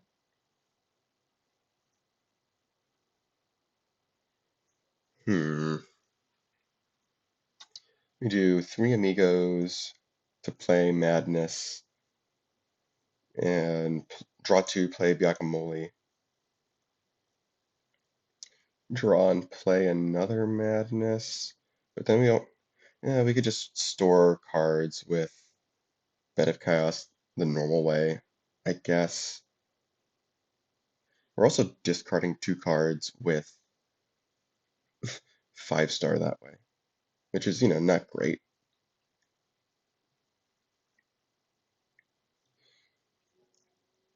We could use Nachulhu as a time loop to also play Dash of Madness. Mm, what would we be playing after that? Well, we'd have 3 madness, so I guess it's just another madness. That draws us a boatload of cards, so that's actually not necessarily the worst thing. You know what? Sure, I'll go with that. I'll play 3 Ami-Gos, discard, I guess the Engibeer. It's a tough choice. We'll play Madness to resolve 2 ores on it, so we will draw 2 cards and play an extra minion power 3 or less. Okay. Yeah, we do want to play Guacamole still. And now we can discard Engathulata. Well, actually, we can draw and play the Madness first, because we can resolve an additional ore on that as well. Draw the Madness, play the Madness for the same thing. We'll bank that play. We do have to just... Ooh, I have Asadathoth. That might make this interesting. Oh, I should have played a Nachulhu before I did all this. Sorry. I was talking about doing that, so. We didn't discard with 5-star yet. We'll do that now. Huh. Now we have Eye of Asadathoth.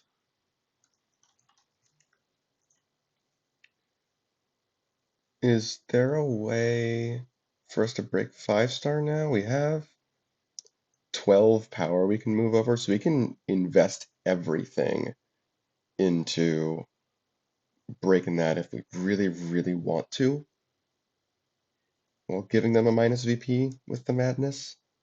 I'm not sure I want to do that. I think I'd rather just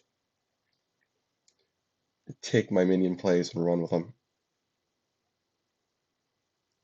Yeah, because we still have another minion play of power 3 or less. And we have one more action, so we'll play Dash of Madness. Draw the 3 Madness from our discard pile. And play an extra action. We'll store 2 of these under Bed of Chaos to remove 2 marks.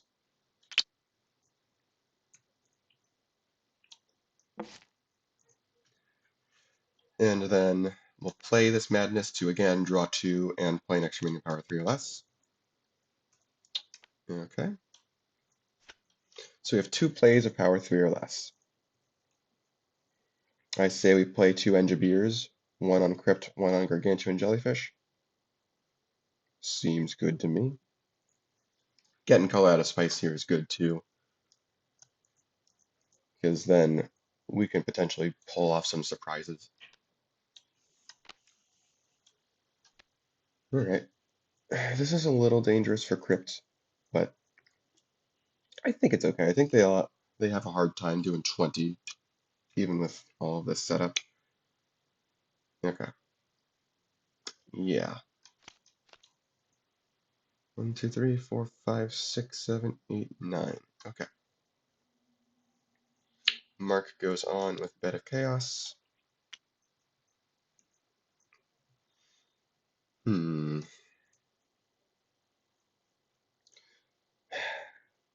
This is sort of appealing to get some. Oh, we also have Estus Flask. Estus Flask will definitely get uncovered. Play 3rd Chosen Undead onto Crypt. Think so, yeah. And I think we're playing Phantom Allies this turn in some capacity. They still don't want to score the Jellyfish while we have Abyss Walking. Well, we can just keep Abyss Walking, specifically so that they can't score the Jellyfish. Yeah. Can we score 5-star? I kind of would like to.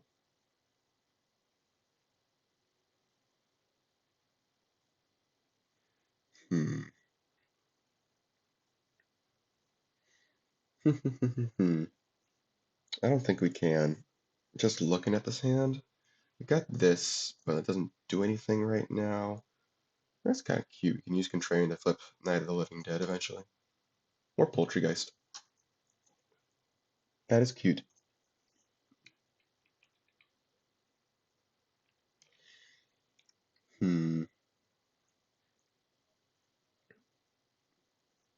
we could put down Voodoo Doll there to guarantee that off count draws a card.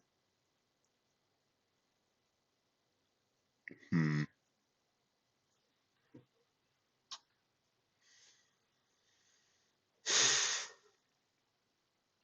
I think we're definitely gonna end up losing 5-star. We do want to axe Bed of Chaos. And taking the VP hit from Madness was unfortunate. For sure.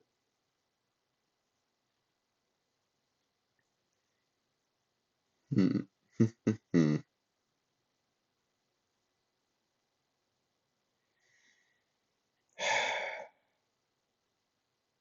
We do want to kind of go for Crypt.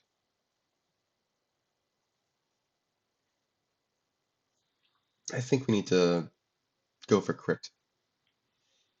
Play a Blacksmith there.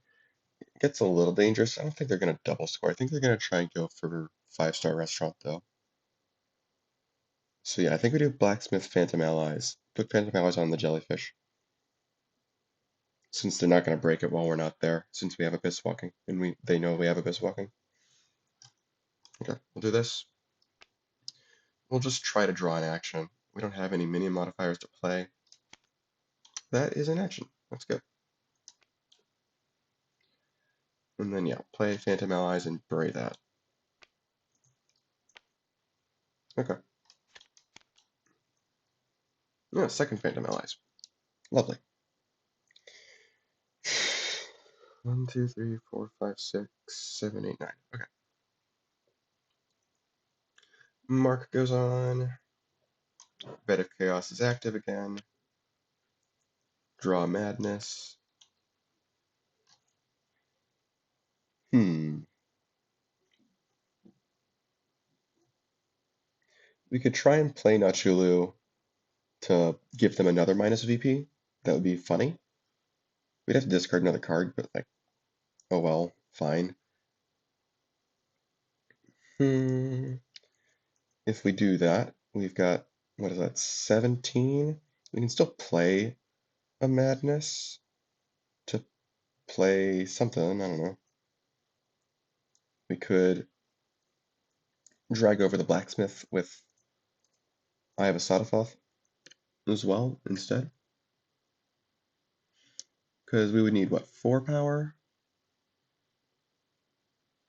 Yeah, 5. 5, we need 5 power. Oh, we also have Engibeer. Let's not forget Engibeer. Let's box this. Draw 2 more. Well, 3 total. But ooh, Terrortilla. That's a good thing to draw, because now we can play Madness to play that. Although, that's all we'd be doing with that Madness.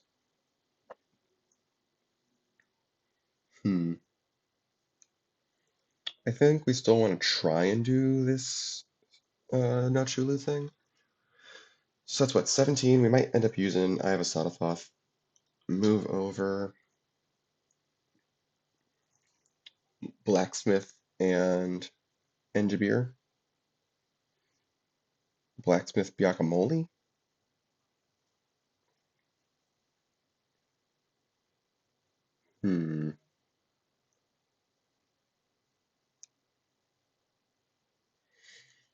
Is there anything Chaosidia might do that is cool?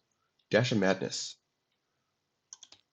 Yes, Dash of Madness is something that Chaosidia can pull. That gives us an action from hand. I'm kind of liking this. And the way we would play that is with Color Out of Spice. Can we potentially get a solo? I think so if we give up 2 of our own minions. Oh, we have two Engibeers. We can box another card. Oh, that makes it super easy. We just box Taste Tester. I forgot we had 2 Engibeers. Yeah, box Taste Tester, draw a card with Engibeer.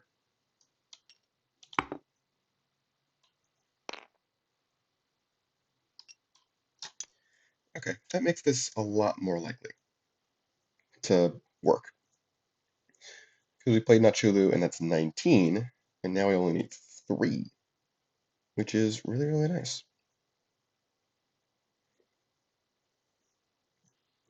Is there a possible double score here on Crypt? Um, mm, we'd have to. Hmm. We could bring the breakpoint down to 22.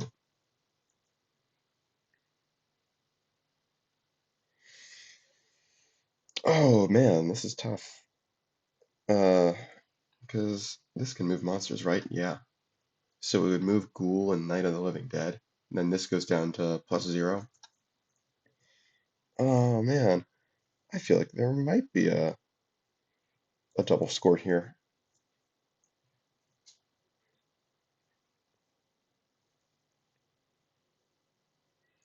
Hmm.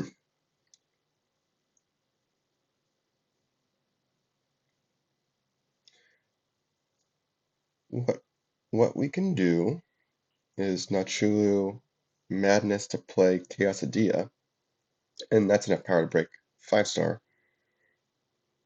We don't even need to play Call Out of Spice to play Dash of Madness in phase 3.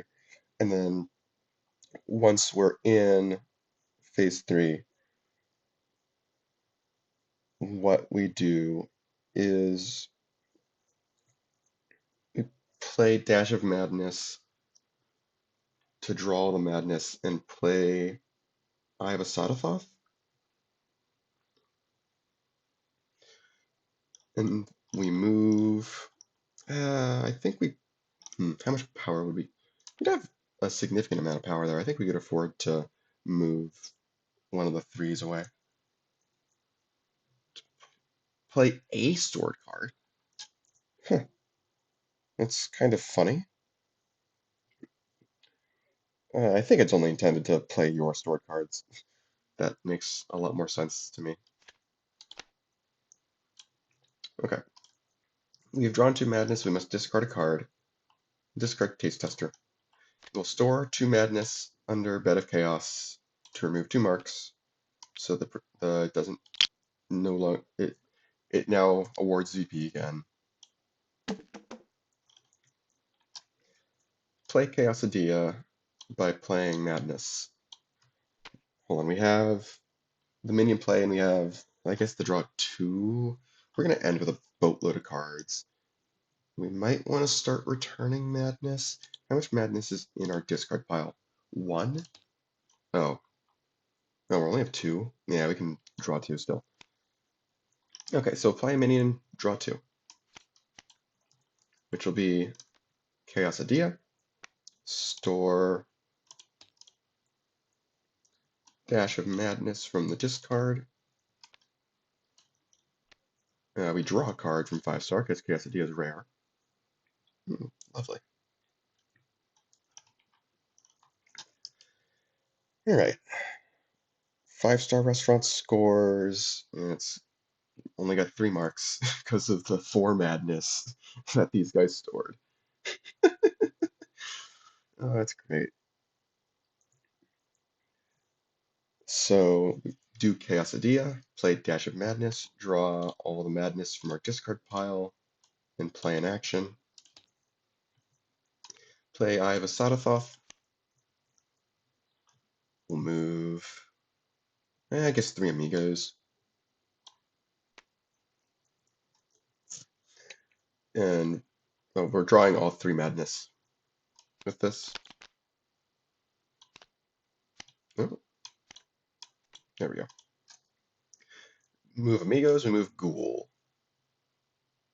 Do we move these to 5-star or to Gargantuan Jellyfish? I think we move them to 5-star. Because the base still scores. It's 3 treasures. Yeah, I think we can take a gamble on 3 treasures now. I think that's fine. It does mean this guy draws another card, which is a little annoying, but I think it's okay. We do have to move them to the same base. And something tells me we're not going to be able to move them again to break jellyfish. And maybe we just actually, maybe we just put this stuff on jellyfish specifically so that it has a really hard time scoring. Just keep an engineer there. Kind of like that idea. Yeah, it's safer, certainly. Okay.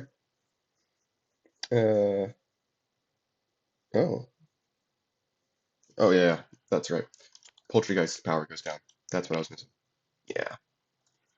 Yeah, that's what's missing. There we go.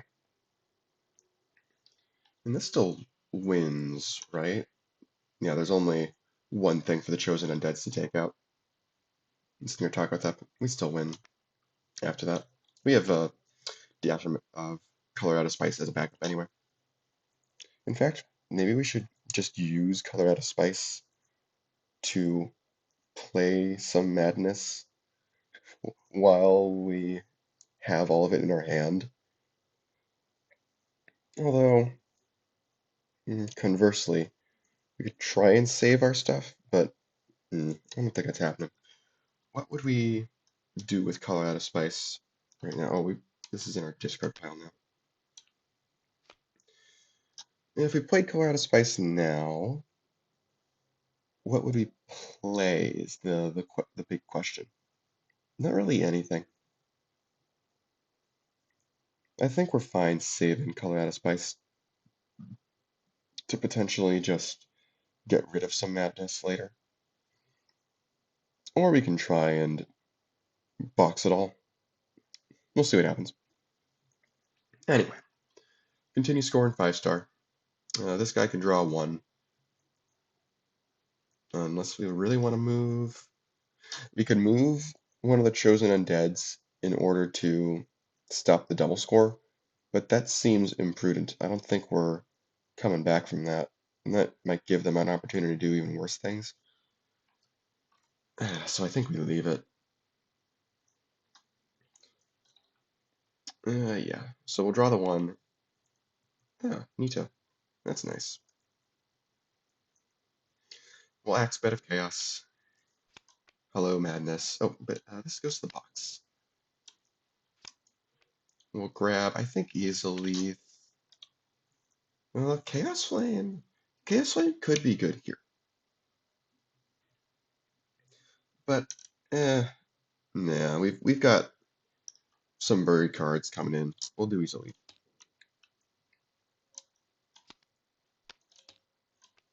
We've got our third soul as well. That's nice. Alright, so we got typical Dark Souls game, and they're losing the first 2 bases. Alright, yeah. Leave it here. That's 4 and 2. Nope, this goes here. And the Madness goes to their discard pile because Madness's controller owns it. And you control your stored cards. I don't know why that's up by 2. Cooler Ice Castle. It's when, right? Yeah. Ooh. Huh. I'm trying to decide whether or not this is a valid thing we can do. We play Color Out of Spice to draw Madness, play Madness. We invoke the extra minion play to play this, and then we place a card from our discard pile on top of our deck. Is that a valid thing? Because the aura on the Madness doesn't appear until midway through the resolution. But, huh. We could also just, save this to try and actually get rid of this Madness. Yeah, losing our Tacolyte and the extra minion play Ami-Gos sucks, but we're also winning bases with it, so can't complain too much, you know. So yeah, crypt scores. Uh, Chosen Dead takes out Nyartacothep. It's equal or less. Let's see. They can stasis the Enjabir, make it 7/7. At least force them to respond if they don't. Yeah, I think that's worth, right? I think so. Especially since that's a start turn ability, it does slow it down a little bit more. Yeah, it's worth +2 VP to them, and the way this game is going, they might need to just take that, or at least force a response with Call Out of Spice. So draw Madness, play 1 Madness. We'll do that to play an extra minion with power 3 or less, and they'll just throw in Cthulhu in there.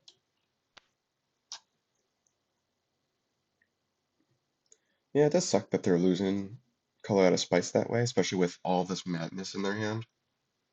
I think it'll be okay, though. They have 6 madness right now. These guys have 4 madness, though. We'll see what happens. Yeah, they're gonna have a hard time getting rid of that madness. I think it'll be okay. Yeah. Alright. So the score is like normal, although it did force out, what's it called? Call Out of Spice. We award 1 treasure, 2 alcoholites. Ooh, knee pads of alert. It's not a bad one. This gets cleaned up.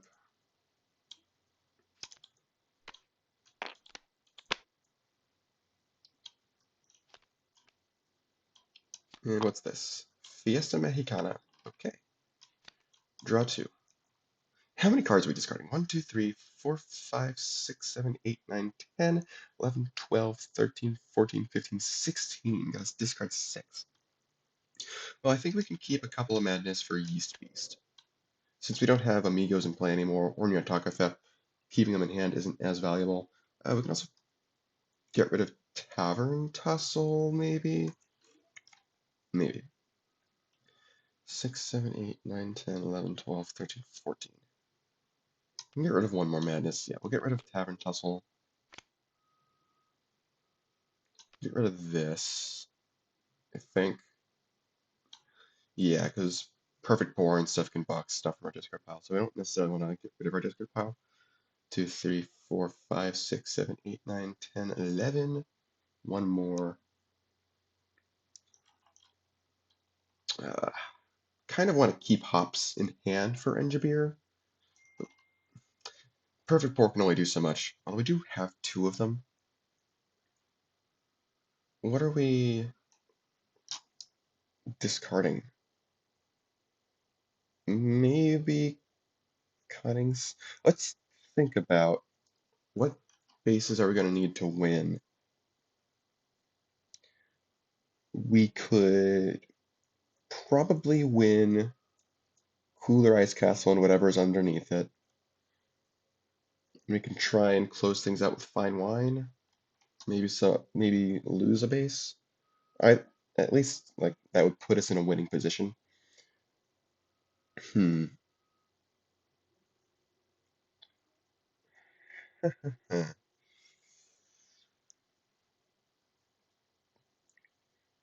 How are we using hops? Because I have a feeling that we're using hops as perfect pour fodder,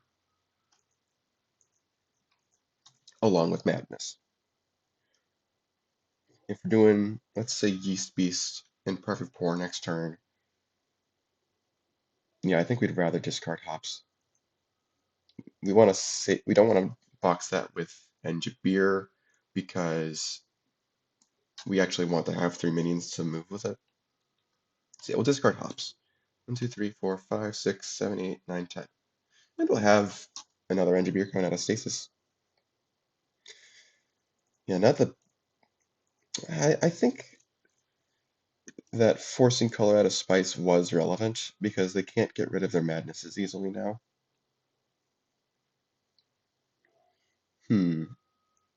What are these guys doing? They have Nito and they have a Contrarian, so they have a way to break some things.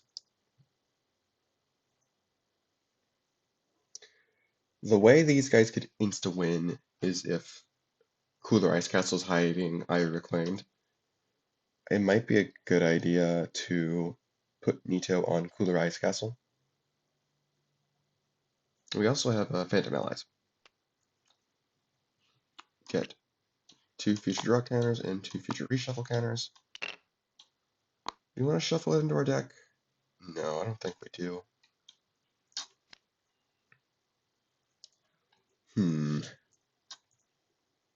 They might need to really stall. I think they do really need to stall, actually.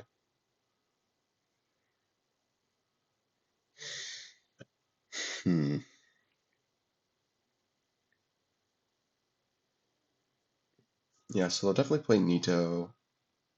No, this goes 21. I don't know why that's down by 4. Strange. Yeah, we'll play Nito. I think we play Estus Flask. We don't play Easy Leaf yet. We want to wait for a 2 for that because we've got Liquid Humanity. And Estus Flask will provide that. Yeah. This will get a chosen undead out so we can potentially axe Nito. Then we're 3 out of 4 souls, which is cute. Might get to play the Lord of Cinder.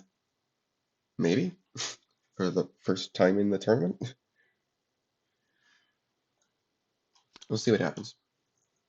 Yeah, impatient. That's nice. 2, 3, 4, 5, 6, 7, 8, 9, 10. Although Nito is one of the things that we kind of want to keep around because of Contrarian. We'll see what happens.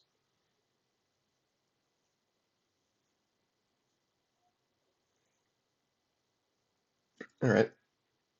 This comes off. What's Enjabir doing? I guess just boxing Madness. Yeah. Yeast Beast boxes 2 cards as well. Then we have Perfect Pour for 3 power and Hops movement. That's what, 4, 5, that's 5, 10, 14, minus, well, so 18, minus 4. So it still breaks at exactly 18. Exactly 14, excuse me. Eh. We have 14 power to move.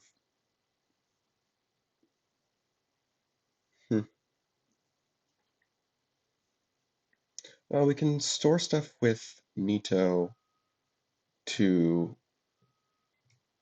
what am I thinking? To undo the minus power. Oh, what did we draw? Hold on. We drew what? Endgame, I think? Uh, because this actually gives us another avenue to store madness. Just really kick them all the way down. So yeah, maybe we don't box madness. Maybe box something else instead. Uh, Cunning Snail. Cunning Snail is nice, but I think it's a little too slow here. Yeah. Yeah, with Nito out, we can consider not boxing madness so that we can, instead store it. Yeah. Alright. Store 2 madness.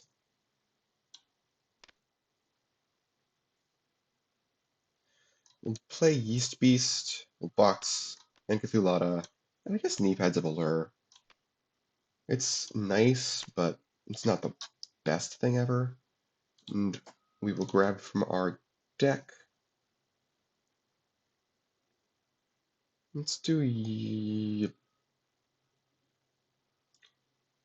Homebrew, maybe? Or Terrortilla? Hmm. Hmm. Hmm. Homebrew. Playing the long game, we could get our madness back in our hand to box with Homebrew. Okay. And then, yeah, we play Perfect Pour.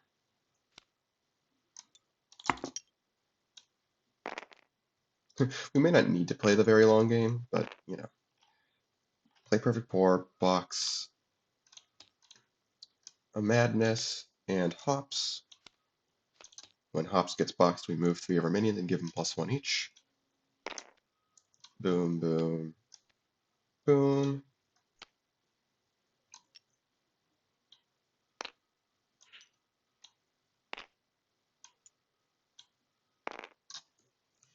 All right, this breaks a fair number of bases. Yeah. All right. Cooler Ice Castle scores. They could legit use Abyss Walking to save Nito and make it less likely that these guys get something immediately. Like, that is a legit thing.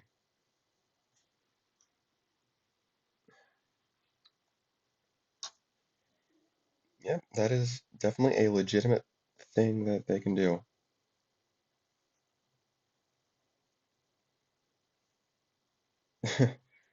I don't think they're going to be going for uh, the ultimate win on Great Lord Greatsword necessarily, but it would be funny if they at least got to play Lord of Cinder.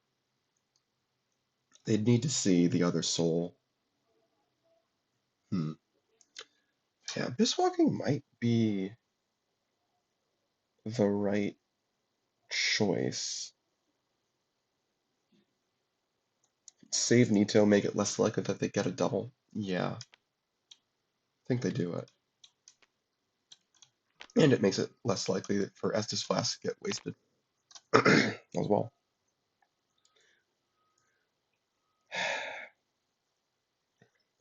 All right. Cooler Ice Castle scores. They get 1. What's the replacement? Ooh, tough luck for Estus Flask at least. All right. They get 3. And all this stuff goes away.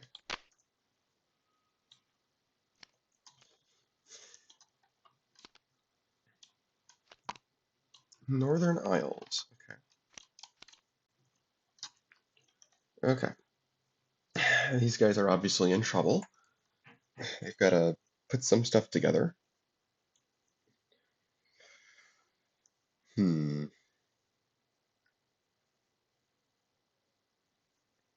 They got to get solos and fast.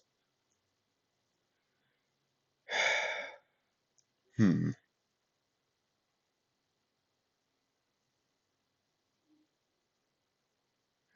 These all appreciate. Maybe they use their. Let's use a draw counter. Ah, okay. Cool. Do we have any other minions with 4 or more in our discard pile? No. Just have a bunch of chosen undeads. Let's use the other draw counter, I think. 1, 2, 3, 4, 5, 6, 7, 8, 9, 10.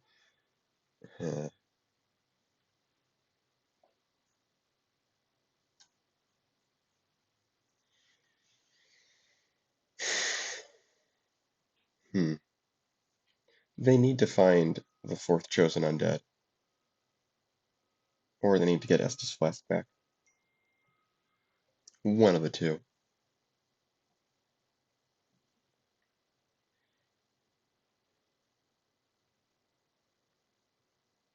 Hmm. I think they play Contrarian this turn. At least set up some other stuff. It's one of the bird cards here. Oh no, it's. Oh wow. That's completely global. Nice. Okay, so maybe we use a reshuffle, get back Estus Flask. We do Contrarian.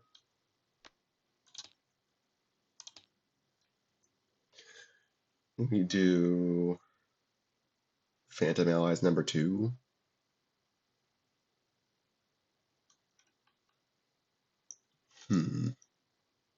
Tough to say.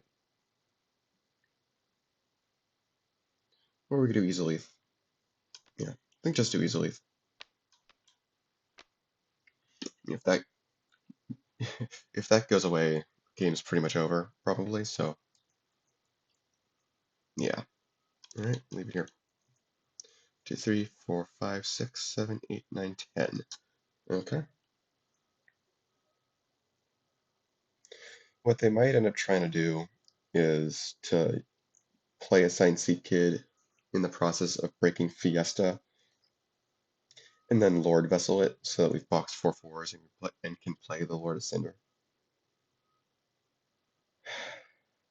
We'll see what happens. Yeah. Because these guys might just, win. Oh, they should have played Engineer somewhere. They would have played it. Jellyfish. Alright.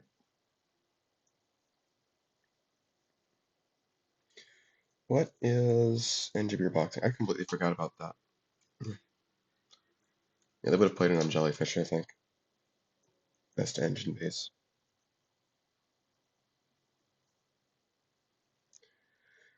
Okay, box Terrortilla. Okay.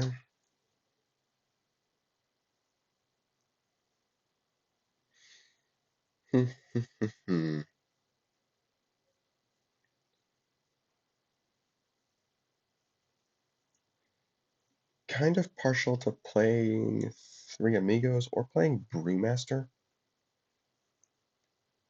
Playing Brewmaster on Fiesta is probably an okay way to almost guarantee presence.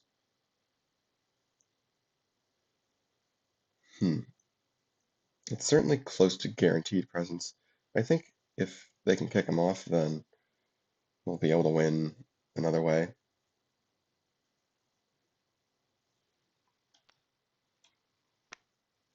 Yep, -2 from Nito. Do we want to shuffle our discard pile in? Yeah, probably. I think we're playing Yaglapeño as well. We can do that afterward, though. Shuffle our discard pile in, grab a Madness, box it, and draw 2 with the Madness. Oh, that's nice. We'll play Yaglapeño on Northern Isles.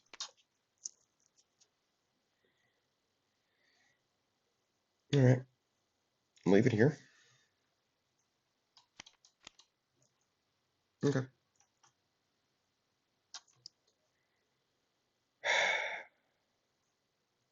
What are these guys doing now?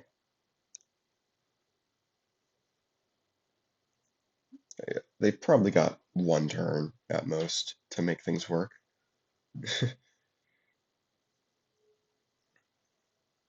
uh, it seems like the only way they're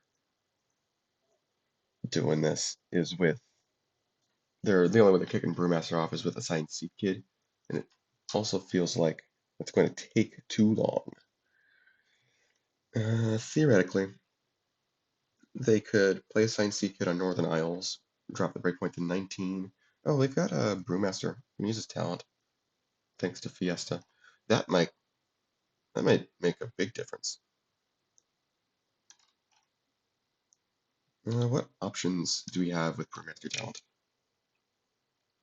No, no. I know this deck doesn't have many standard actions. They have none in their deck that are actually playable. Okay.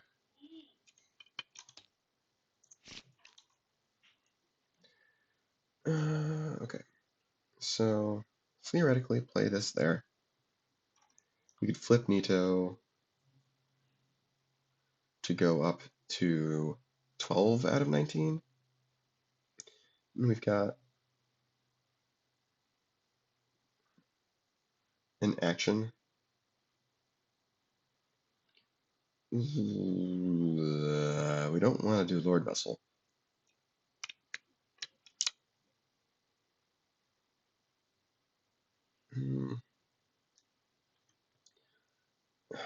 Play a Signed Seed Kid there.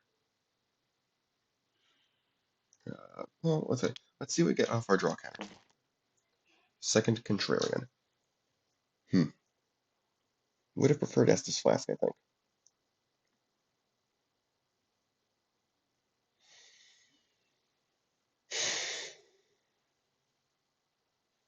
Oh, we can always shuffle something in to use with Brewmaster talent.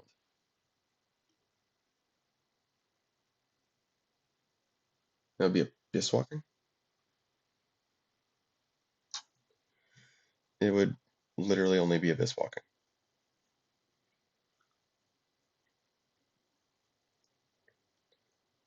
I mean, technically that helps, I think. It does mean they can potentially go for Northern Isles instead. That seems difficult.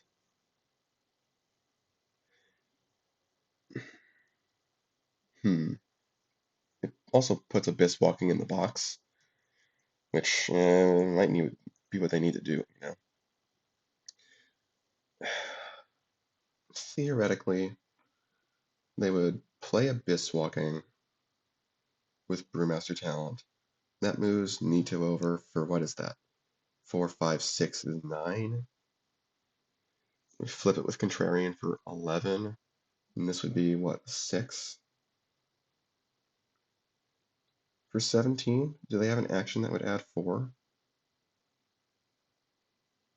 No, right? No, they don't.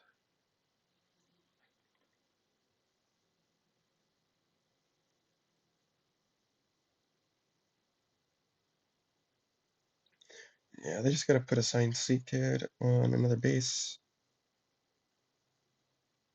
And then, is there a way they can stall even more? Oblivious, I suppose? Oblivious on Nito. That prevents them from canceling it.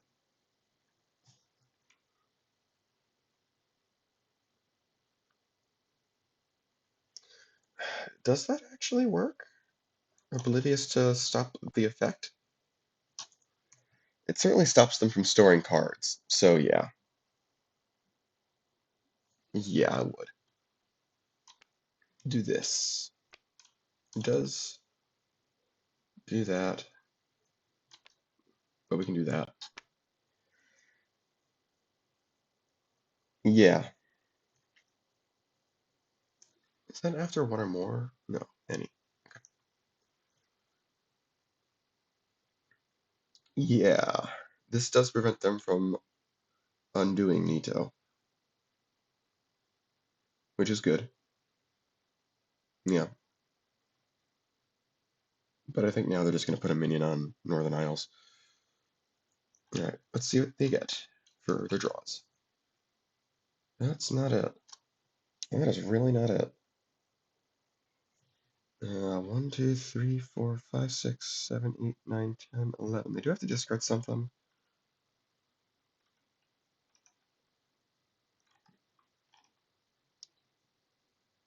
Control Freak is potentially very good. We don't have a Chosen Undead to Axe Nito. We have Lord Vessel though, but that's so slow. And we have to use it at least twice to get Lord of Cinder out if we want to try and go for that. What are we discarding? Voodoo Doll? Yeah. Do these guys win?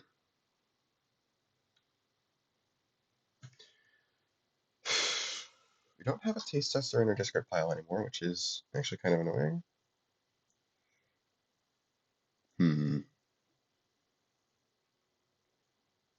I mean, obviously, if we don't win this turn, then we just put a minion on Northern Isles.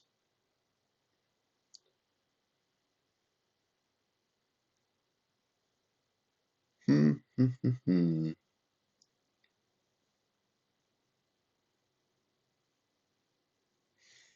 Yeah, not being able to cancel Nito is quite annoying. But I think what we can do is we can make his effect irrelevant. Play Nachulhu. Draw 2 Madness. Play Perfect Pour. Box the 2 Madness we just drew for 3 power counters, so Nachulhu never gets the minus power. And then Brewmaster will search for the other Perfect Pour. Box whatever for 3 power counters, which removes the -2 because it's only minions without attachments.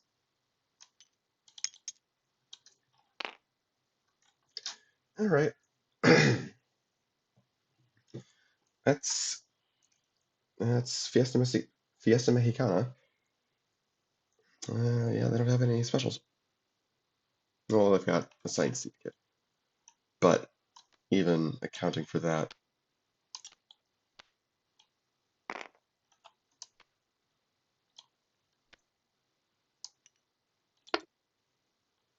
yeah, they still win.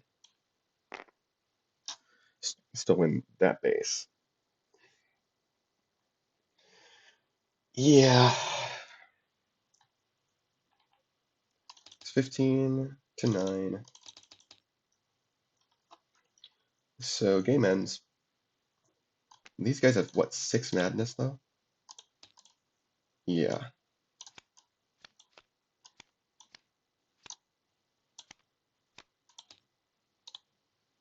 Whereas these guys have what? 1, 2.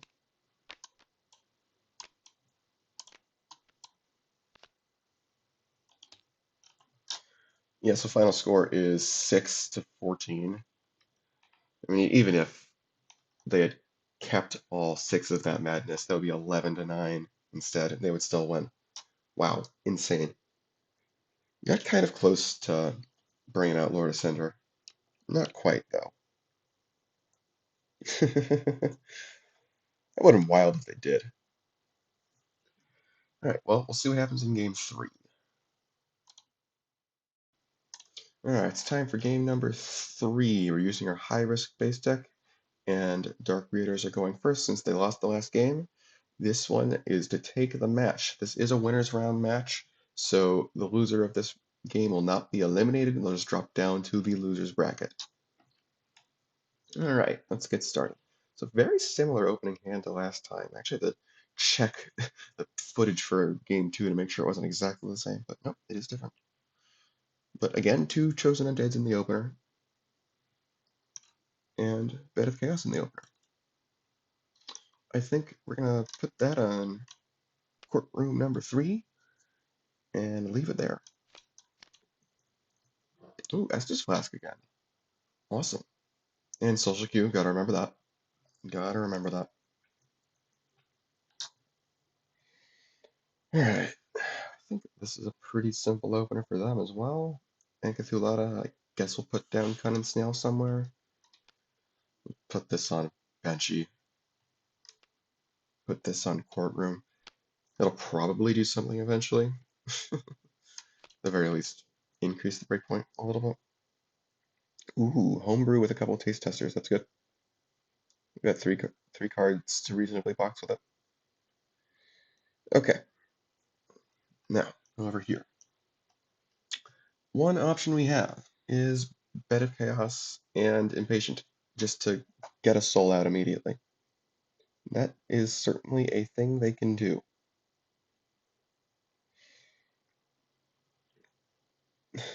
And then I guess Estus Flask as well.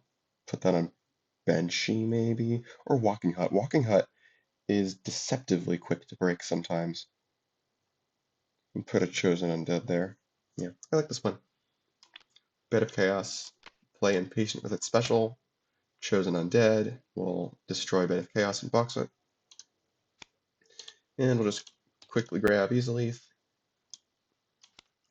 We don't have Liquid Humanity yet, so I'm not just going to play it. I'm just going to play Estus Flask. Put that on Walking Hut. That's it. Ooh, Blacksmith. Good find. Okay. Yeah, we're going to start with Homebrew. Well, box these 3 cards and draw 3. And we bought 2 taste testers. Ooh, so we get 4 power counters. 2, 3, 4.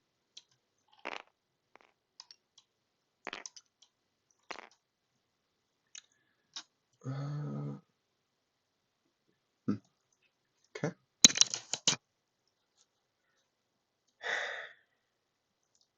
Do we move it to courtroom?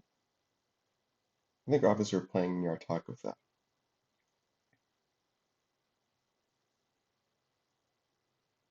Hmm. I think I'd be okay with moving the Encathulata over to courtroom and putting Nyartacothep over on Benchy.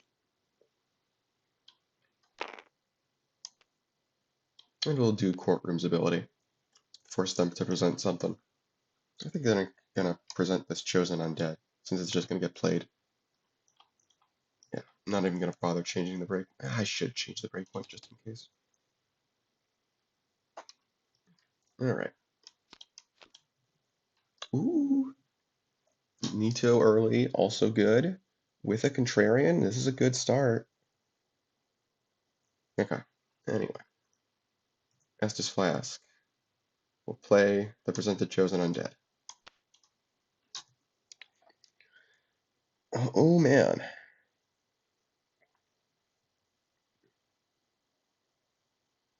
What do they do?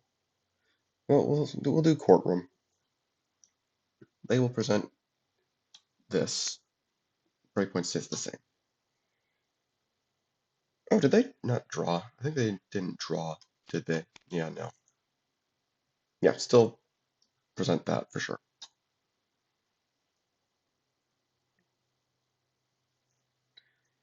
Put down Nito there? Not a bad idea, necessarily. It's hard to put Chosen Undead there because of Walking Hut's ability. It's just hard to maintain presence on Walking Hut, period.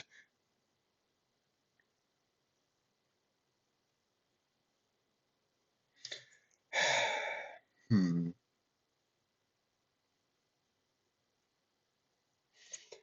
If we play Nito there, do we have a break on it next turn with Contrarian? Unlikely, I think. Because this is going to be increasing the breakpoint by 2. If we assume that presented stuff stays the same, breakpoint would be 30 again. Nito would be 12. Contrarian is 15, 16, 17, 18, 19. Assuming they don't play a minion there. We also kind of want to take care of Nachulhu. Maybe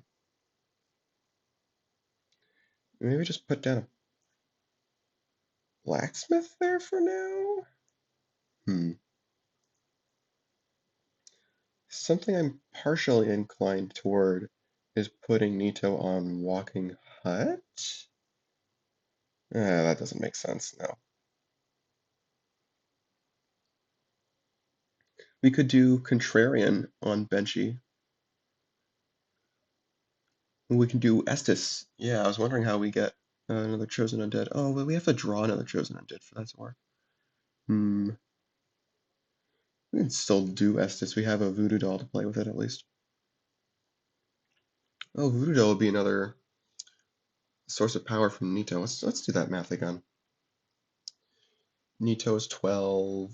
Contrarian's 15. This is 17. 19, 21, 23. So it'd be 7 short. Hmm.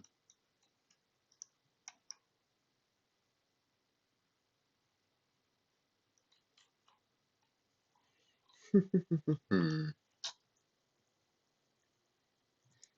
We could also just put Blacksmith down on Benchy. I am a little worried about them going for Benchy. It would kind of be worth it just because they get the winner's ability on it. That's really valuable for them. Especially with stuff like Nachulhu, which happens to be in their hand, but these guys don't know that. Yeah, I think getting Blacksmith out to start drawing is a good idea. Maybe Blacksmith will try and draw an action. That is definitely an action. Alright, that's also really good.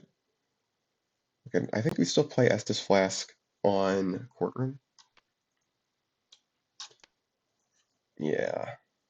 And we'll do courtroom as well. Wait, no, we did courtroom already. Yes, we did courtroom already. Okay. Ooh, third soul. And fourth minion power, 4 or less. 4 or more, excuse me. They. Ooh, this is a good start for playing the Lord of Cinder. Okay. Anyway, draw madness.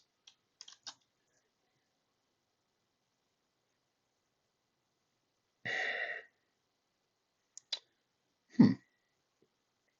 Can they get Walking Hut?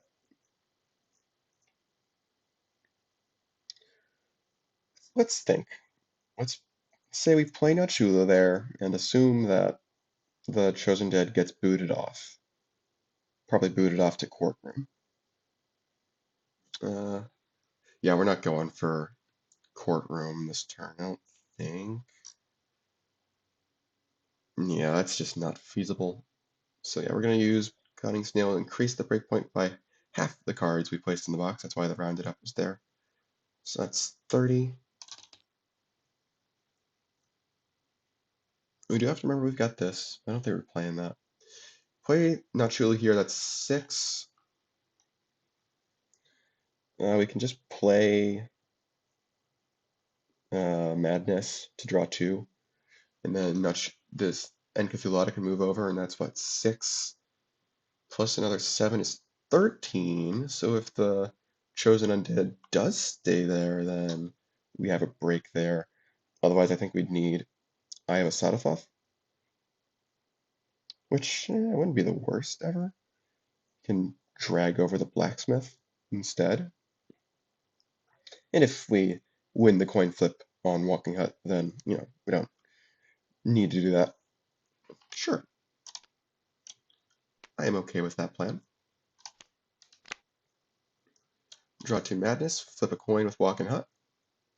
So we want heads. That is tails. So the Chosen Undead moves to another base. Definitely move it to courtroom to prevent Nachulhu from getting surprised.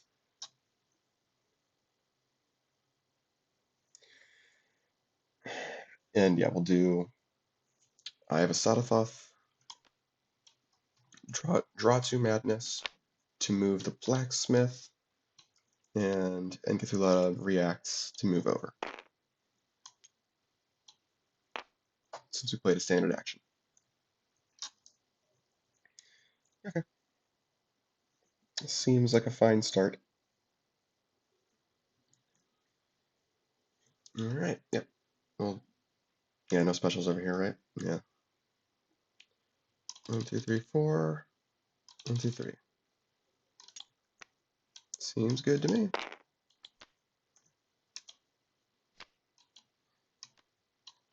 And getting that blacksmith out is kind of good as well. Ground 0. Oh boy. Oh, these guys are playing social queue to steal Eye of Asadathoth.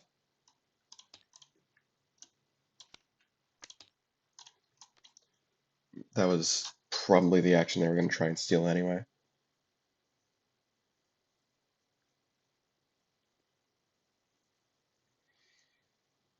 Alright. Draw 2.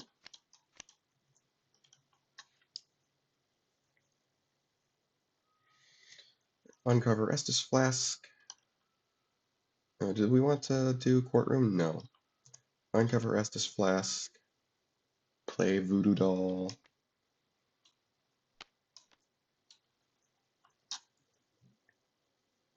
Don't want to do Courtroom because if they suspect anything, then they're just going to discard their presented card. Can we just like do Ground 0 now? That would be nice to get rid of Nyartacothep. Yes, we can. If we use Eye of Asadathoth to move over these two, then we store stuff with Nito.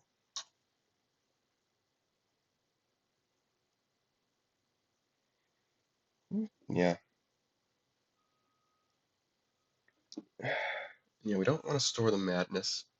but we can do other things.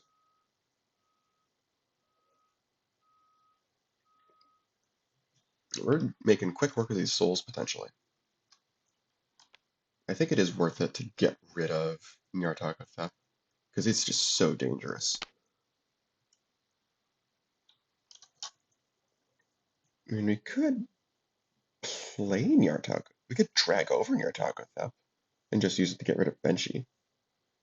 But then we don't... Yeah, the thing there is that then we don't get to Axe Nito, the Chosen Undead. So yeah, I think we just do this the way we were thinking. Play Nito. His ability is kind of working against us here, but that's fine. We'll store... We'll store one Madness. One Madness doesn't matter. And then we'll store... We can store the Contrarian, because Nito is one of the main things we would want with the Contrarian, and we're getting Gravelord's Sword, which wants Contrarians in the discard pile. Yeah. Okay. I think I'm okay with that. Yeah. Okay. Ground Zero scores, Chosen Undead, kills Nito, boxes it. These go to the discard pile. You draw a Gravelord's Sword, which is conveniently on top. Much better than Sword Dance in this deck. This is very good. Okay, Ground Zero scores, no VP is awarded, but we'll destroy Benshi to take out Nyartacothep. Ooh, the Temple. Pharaohs as the Colossus. Fun. Okay.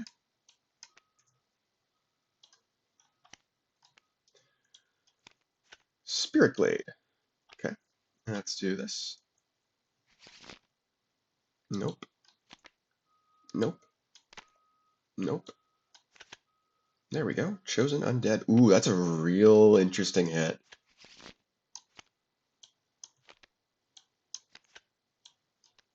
Okay, that's less interesting. I'm just gonna put these face up. Yeah. Okay. And draw 2. Ooh, Pyromancy Flame. That's good. Now we have stuff to fund. Gravelord Sword. I really hope we see Liquid Humanity soon.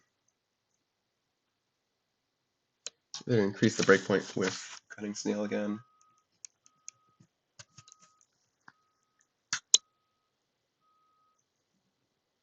The Temple kind of allows us to sidestep Pharaohs if we so choose. I think we do want to start getting rid of this madness with the Yeast Beast. Grab an action for us to play. What do we grab? I think we want to do that rather than doing Gangzal here. Well, getting rid of Gangzal here isn't the worst. It does draws 2.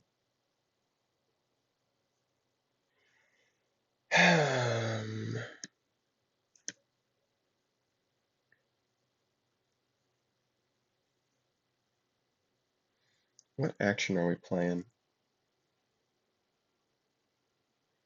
Or what card are we grabbing, I suppose? What's the winner ability on this? Ah.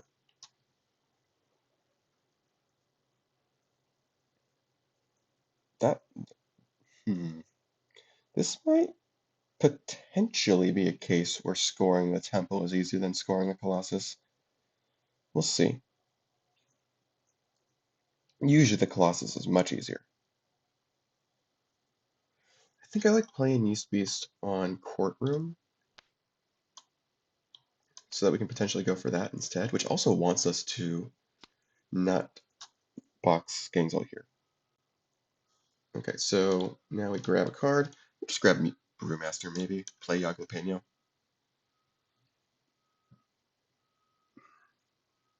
Yeah.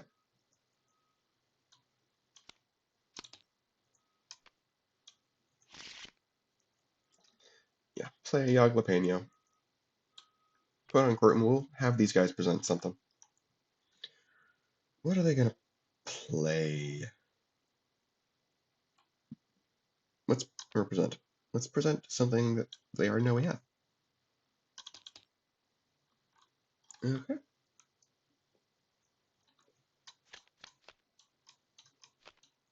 Okay. Do they want to move Chosen Undead to Pharos? I don't think so, right?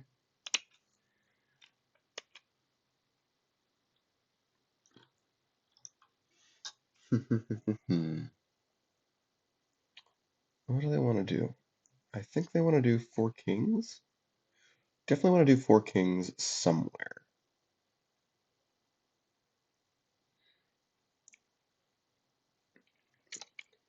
It's just a question of where. They could do 4 kings. They could move the Chosen Undead to Pharos, put 4 kings on the temple, and temple moves it up to Pharos. That's actually not a bad way of putting a good amount of stuff on Pharos. Although we could also leave 4 kings on the temple to have presence on both of those bases.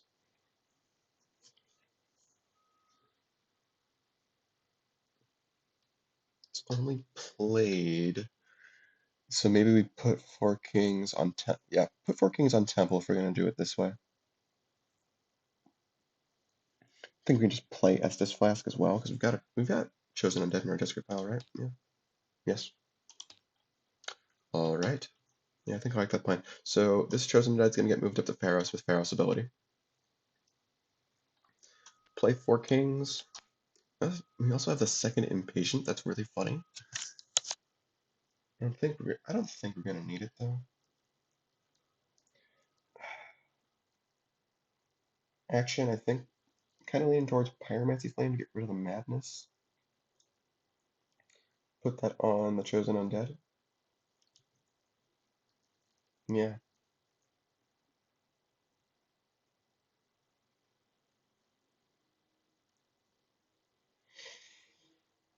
Or Estus Flask to get another Chosen Undead out faster. We have easily for that if we really want. In that case, we'd want to play easily now, so that next turn we can do that.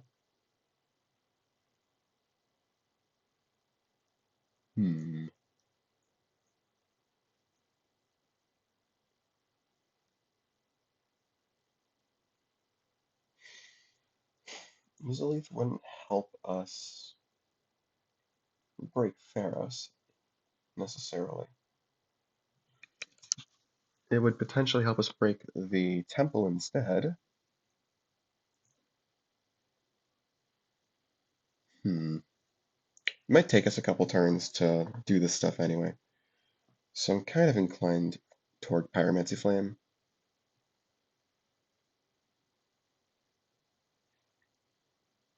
We can do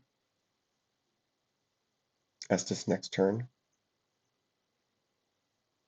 I would be surprised if they had the juice to do Courtroom this turn.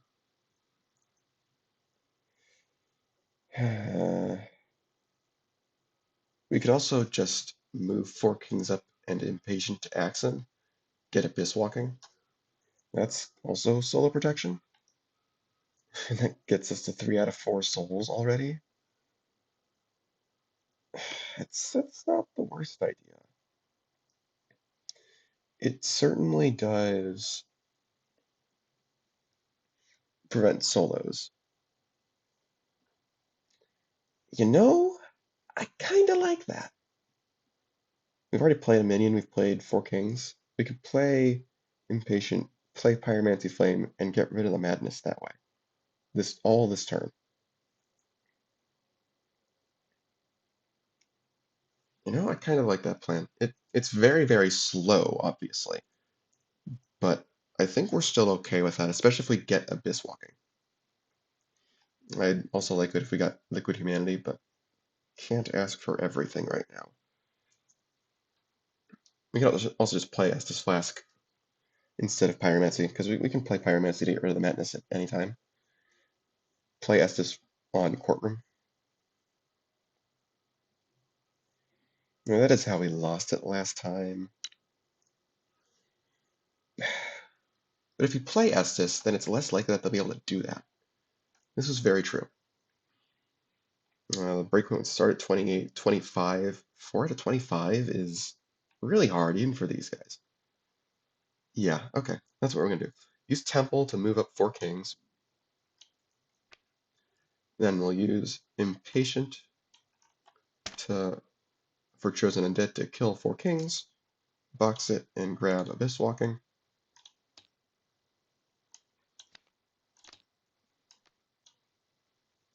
And then normal action will be Estus Flask, bury that on Courtroom.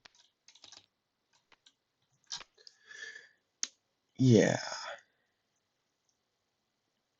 And I think, yeah, we could have put all this stuff on any base, but I think actually leaving it on Pharos is the right idea, because the Colossi bases are really small, and if they do decide to go for it, we have some insurance against the base. Like, they have to make sure that they still win it. And we've got Abyss Walking, so we can use that to move the Chosen Undead to the Temple. There's a lot of things we can do. Okay. 1, 2, 3, 4, 5, 6, 7, 8, 9, 10. All right.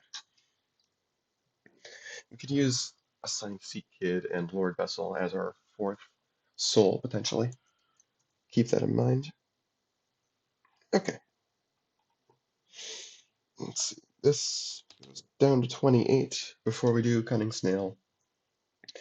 Do we want to move Yeast Beast up to Pharos? I think we wait.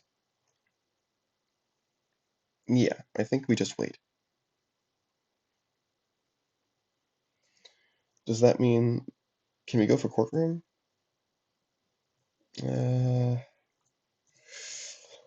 Seems difficult and unwise given that they don't have presence there yet.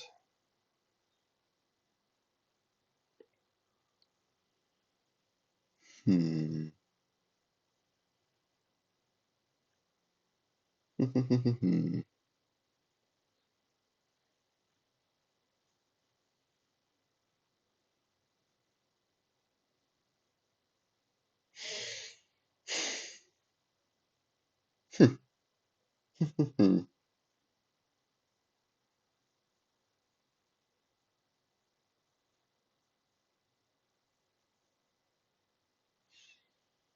Hmm.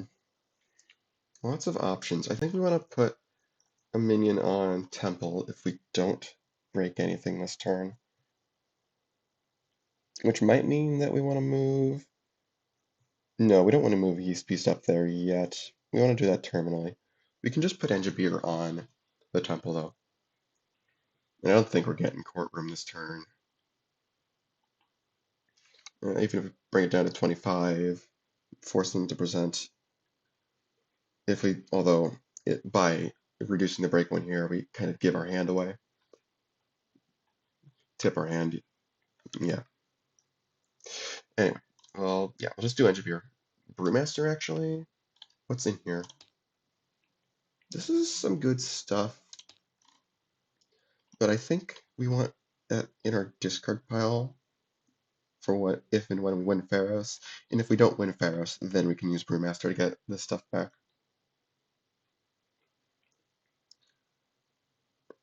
Play Madness Draw 2. Sounds good to me. Ooh, Dash of Madness. That's nice. That's very nice. Okay. And yeah, we're increasing the breakpoint with Cunning Spell. Oh, and this can go under Yaglapeño.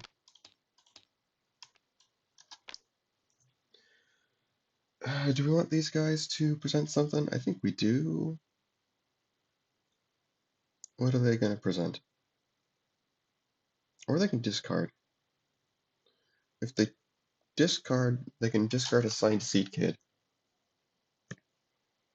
Oh, this is evil. They can discard Assigned Seat Kid. Oh, but they didn't play easily last turn.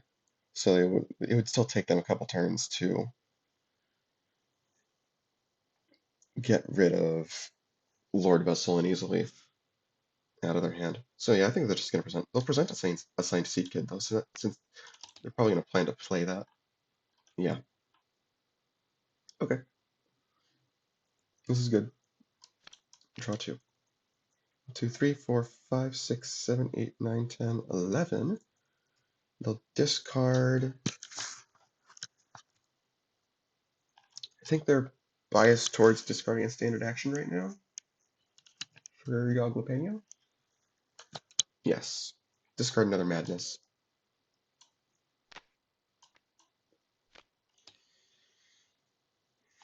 Okay. Uncover Estus Flask. Play Chosen Undead from the discard. Return that.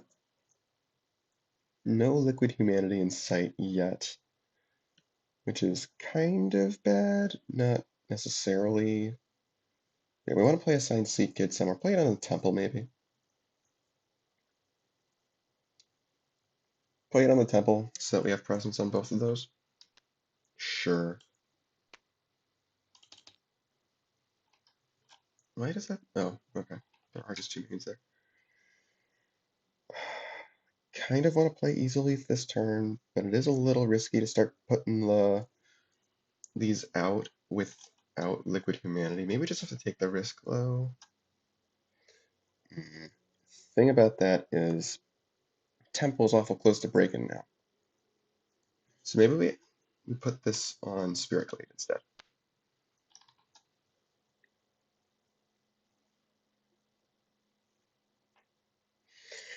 Yeah.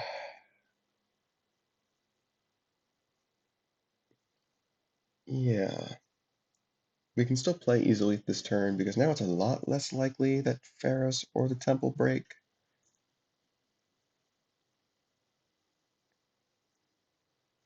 Yeah, we can play easily this turn.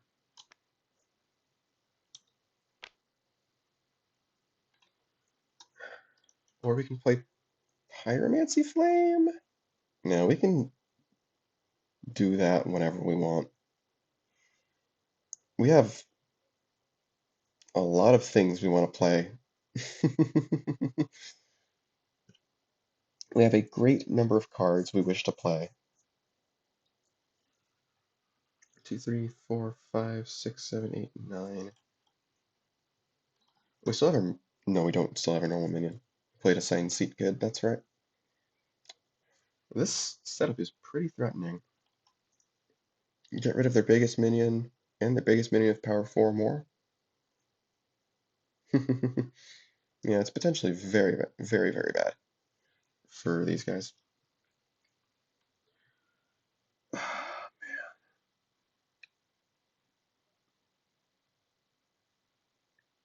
Hmm.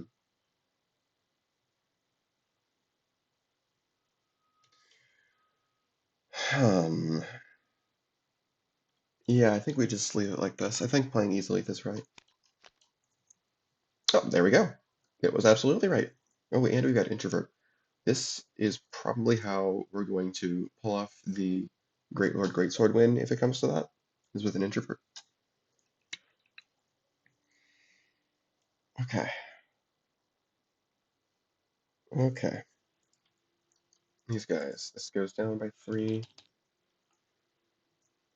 Yes. And then they don't want to do courtroom. They've boxed what? 6 cards, right? So they can decrease it by 3 if they wish. 27. This can swing down to 23.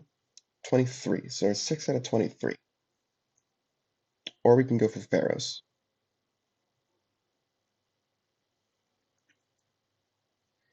Or we can go for Pharaohs. That would be a 5-1 break if we can pull that off. A signed Seat Kid throws a wrench in that, no matter what.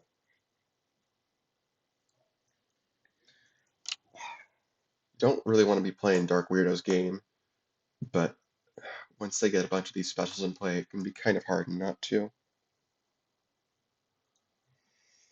Do you have Chaos Adia? What can Chaos Adia do? Oh, this should be in there, just Grandpa. I know how it got there, but it should be there now. Oh, we also have Engibeer. That helps with breaking courtroom. We got Taste Tester. We have to be wary of assigned C kid still. Uh,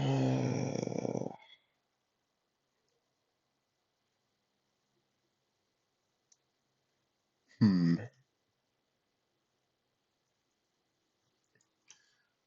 What do we want? Maybe 8 out of 23? Potentially more if we play some standard actions. So yeah, be 8 out of 27 to start. We can also go for Pharaohs this way. No, it seems unwise. This is a tough game.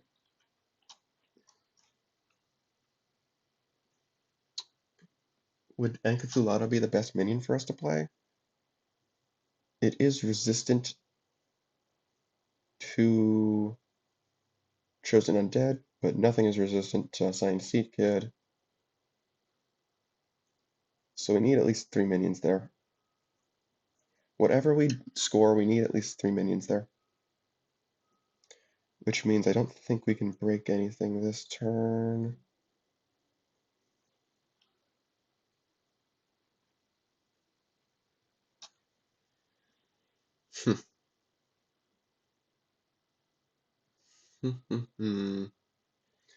I don't think we're getting 2 minions there right now. So I think we bide our time, which is not good necessarily, but I think it's correct.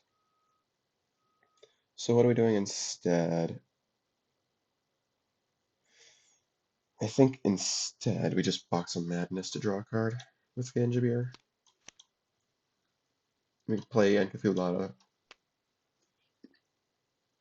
We play what for our action? Nothing? Hold on. Maybe we box something else. Could just box Taste Tester. Put the counters on the Engibeer. It's not the worst. Yeah, I think I like that better because then we can actually play the Madness. And that powers up what's it called as well? Jalapeno. So yeah, we're also increasing the breakpoint here. So it's down by 2, up by 2, Cunning Snail up by 3. Yeah, so we play Enkathulata, we play Madness to draw 2. And store that under Jalapeno. Yeah.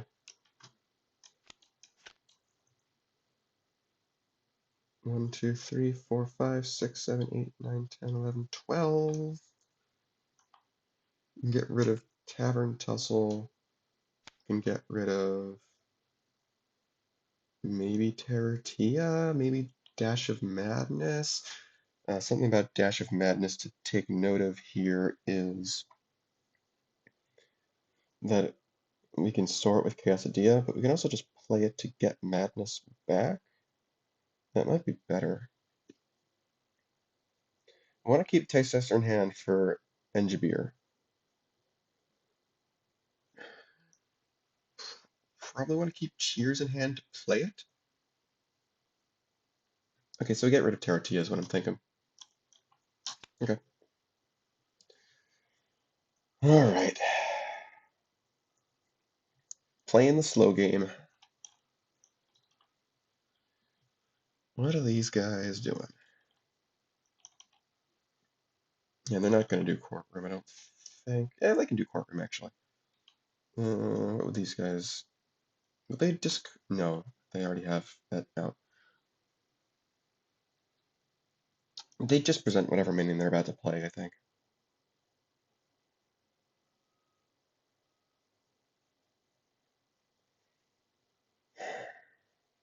Or whatever card they're about to play, I suppose. I guess that would be Pyromancy Flame or Gravelord Sword? Pyromancy Flame. Yeah, they're going to present Pyromancy Flame. Okay, now it is their turn. They're just going to play Pyromancy Flame and play the Madness. Unless they want to do Pharaohs. No, I think they want to keep... think I want to keep all this stuff out. Because a lot of this stuff is global. Yeah, it is. Do they want to fortify their position in courtroom? Or is it already threatening enough that that's not needed? Potentially already threatening enough that that's not needed.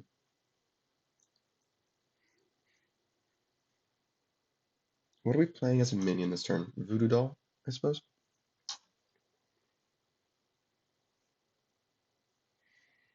Put that on Temple. Yeah. Eventually what we want to do with Liquid Humanity is give all the stuff to an introvert. Yeah. So yeah, this turn I think we play Voodoo Doll, we play Pyromancy Flame and Madness. Just get rid of the Madness now. Or they could use the Madness to draw 2, but having the minus VP might not be smart. We don't know how the game's going to progress. Like it right now, it feels set up so that we might be able to pull off Lord of Cinder shenanigans, but we can't guarantee that. Yeah. So I think we do this. We do this. And we use Pyromancy Flame to play Madness and return it. And nothing to do with easily. Yeah. Yeah. Here we go. Ooh, another 4, that's good. Another Contrarian as well, that's also good. Alright, Enjabir, what you doing, buddy? This goes down by 3. Should be, yeah, 31 right now. Yeah, should be 31 right now. Taste Tester gets boxed for 2 counters, then we can reduce by 4. What is that? 8 out of 27. There's 3, so I have to swing down to 21. So the breakpoint's really 21 right now if we decide to go for it. It'd be 8 out of 21. Again, we need 3 minions there at least, but we can do that now with Encathulata. And we could potentially play a lot of standard actions with Dashing Madness. We do have to remember that our biggest minion's getting swapped out with a Science Seek Kid. So we're gonna have to build up a couple of big minions. But I think we can make that work. They're gonna have 4 power there when all's said and done. Because this isn't flipped, so it's gonna have -2 once it swaps. And unless they really want to use Abyss Walking for that, which I don't think they do. Yeah. Yeah, I think we avoid putting equity on small minions. We just give them temporary power. Box, Taste Tester, put 2 counters on the Yeast Beast, since that would get taken out by Chosen Undead. If in fact that's what happens. We're going to decrease the breakpoint with Courtroom number 3. We may as well ask them what they want to do. And they will probably just discard a card, you know? And the question is what? Do they really discard Old Soul to play it with, to box it with Lord Vessel? They might. They really might. Oh man. Because Old Soul is good, but what minions are even in their discard pile? Blacksmith, Contrarian? Both those are kind of taken care of with Grave Void Sword. They're going to discard Old Soul when prompted to by Courtroom. Okay. Now where are we at? Yeah, we can swing this down to 21 right now, and each standard action we play decreases that by a further 1. And each standard action we play will give the Encathulata +1. So you figure that's 10. We can make that 11 out of 20, 12 out of 19 with cheers, 15 out of 19. 15 out of 19 before we play our minion is not bad.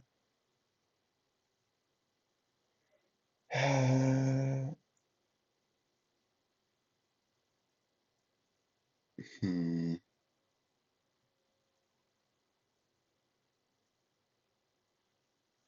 Is there a way we can do more? We could do Nachulhu as our minion.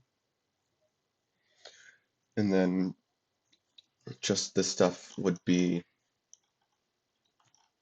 Wait, we know they have Abyss Walking as well, so we kind of might want to watch out for second chosen undead. And if we put Nachulhu down, then we've got 2 minions that can be taken out by chosen undeads, and a third gets taken out by assigned seed kid. So we do want to do 2 small minions, I think.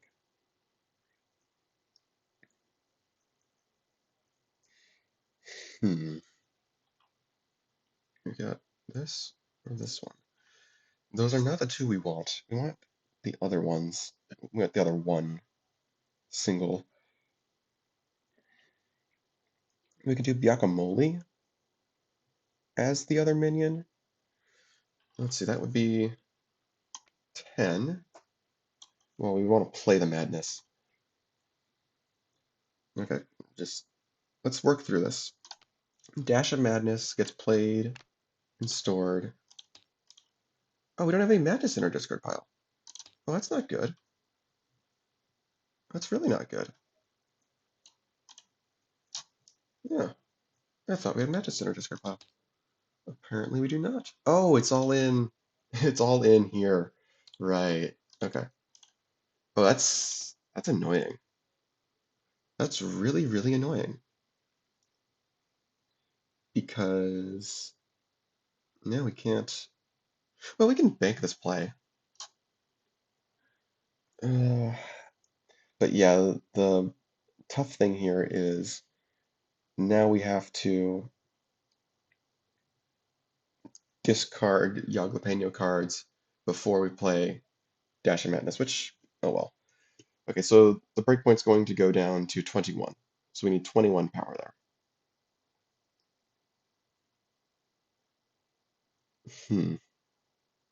21. Playing Guacamole for 10. Play Dash of Madness for 12, 13. Play Madness for 14. 15, 16, 17. Out of 21? Not close. Not even close. Do we need even more time? That would really not be good. Do we do cheers instead? That'd only be +2 anyway. Yeah, no. That's as much as we're getting out of Taste Tester. Maybe we go for Temple instead. Which would mean we're not putting counters on Yeast Beast. We're putting them on... Oh, we could put them on Encathulata. That would be safer, I think. And we do have to keep Pharos in mind. But if we break Pharos, or no, if we break the temple and we have, let's say the Encathulata there, or just any minion of power 3 probably. Well, maybe we can break this with Chaosidia. And then we can do some shenanigans there. And we would store...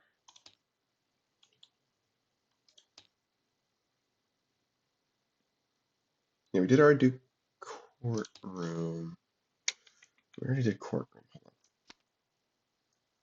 Yeah, they're going to do courtroom at some point. So we can just say that happens in the background. There's just a lot of stuff going on this turn. Oh my gosh. We can move Yeast. We can move somebody to Pharos. If we're putting counters on the Yeast Beast, and we move the Encathulata up to Pharos, do these guys have an action? We can steal to move somebody. No. We could just store a minion with Chaosidia if that ends up happening. If we break Temple, and that would give us presence on Pharos. Sure, sure, I like doing it that way. We just take the 3 madness. That's not terrible even. Let's store, I don't know, Contrarian, Blacksmith, doesn't matter.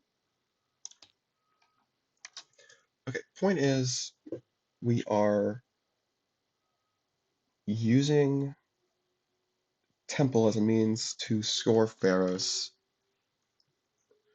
and we don't need to put any minions there beforehand as long as we play Chaosidia as our minion.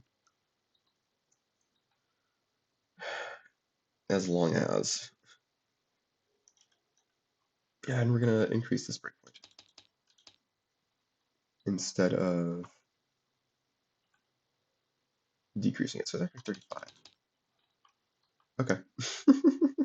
That was something. Okay, yeah, we're increasing the breakpoint. They still discard Old Soul when prompted to by Courtroom. Now that they've got Easily, they can box it. We can box Lord Vessel to box Old Soul, and that's our 4 souls. Alright, but first. But first.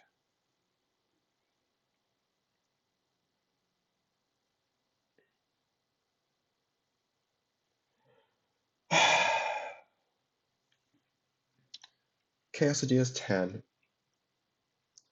We want to play some standard actions.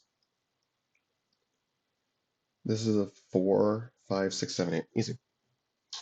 Does that fall prey to assigned seed kit? Gotta be 6 power here. We gotta remember Voodoo Doll as well. So we gotta be winning by quite a bit.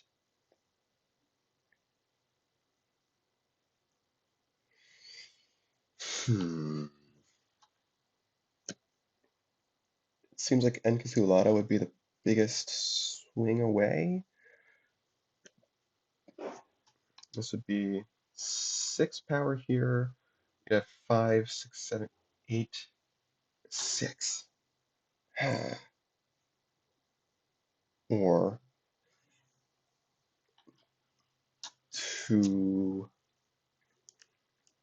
No, they're both essentially 3s from that perspective. Oh no, we've got Chaosidia as well. No, we'll win the temple.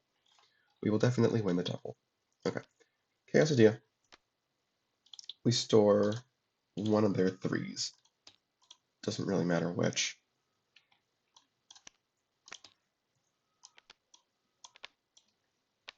Draw Madness equal to its power. Then we play Cheers. We'll give Chaosidia +3 and Cthulhu reacts to move over.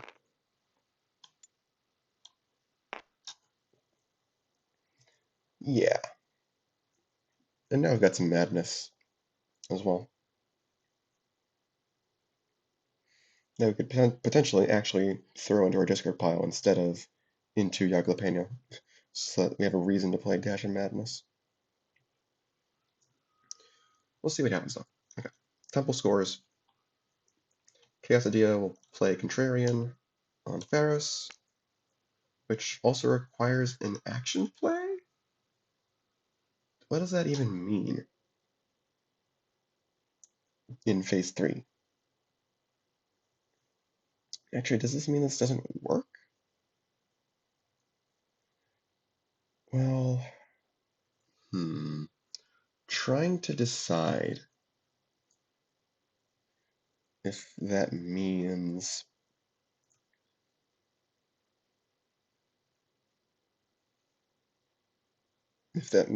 that they can't play the Contrarian there. I mean, if so, then like they just store something else instead, so they can move the Enchilada over. Like they store Eye of Asadathoth instead. That might be better anyway. So instead of taking out this 3 madness, yeah, okay. We're going to assume that that means we can't play there in phase 3. And instead, when we play Enchilada, we store Eye of Asadathoth.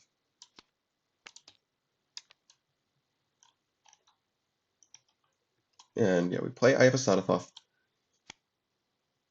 We will definitely take 2 madness to move that Voodoo Doll away, just to make Temple a bit safer.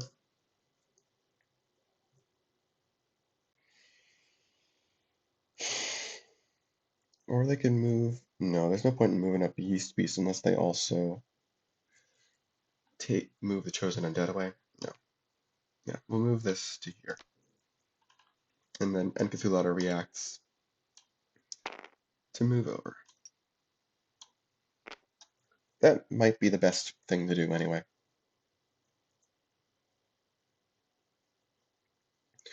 Alright, now we still have Assigned Seed Kid potentially. Right now this is looking like a 5-0 swing, which is not good. We can make that a 3-2 with Abyss Walking. Yeah, and then we get Ferris Winter ability as well.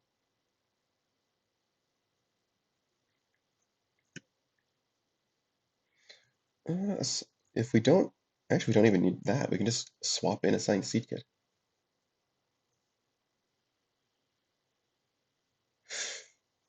These guys would be aware of that. I guess they just take the VP. Because there's no, unless they take out a 3rd madness in order to move like Yeast Beast up. No, one way or another, they're leaving exactly 1 minion on a base, or they can move Yeast Beast up to Pharos, but then Chosen Undead takes it out. So there's no point in that. The other alternative is they leave Voodoo Doll there, but they move Yeast Beast here. They move Chaosadia up. Is this vulnerable to Assigned Seed Kid? Yes, it is. That swaps in for 6 to 4. Yeah, so no matter how they slice it, something's going awry with Assigned Seed Kid. So the best thing to do is what they were doing originally. And at least get a 3-2 solo, a 3-2 swing instead of potentially worse than that. Which, it's not the best, but I think they'll make it work. They're still ahead on points. Okay.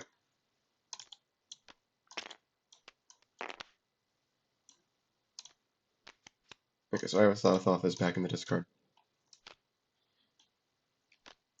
Pharos scores. Assigned Seed Kid, well, yeah, swap it in. And Cthulhu goes over here and loses the power counters. Now they get to play a minion from their discard pile instead, which will probably just be Old Soul. I think that's a little bit better. And they'll still have a 4 for Lord Vessel, because we got Liquid Humanity to persist these things. They're probably actually going to put that stuff on Dark Dimension.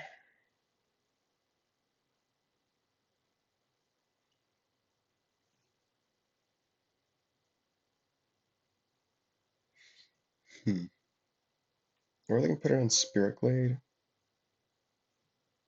I don't know. We'll figure it out. We can figure it out now. Yes. Play a minion from the discard pile. Can they just like score Spirit Glade while getting out the 4 souls for Lord of Cinder? Wait, hold on. Wait, can they play Lord of Cinder while they score Spirit Glade? That would be epic. Hold on, how would they do this? They would do it like this to start. No, surely not, right?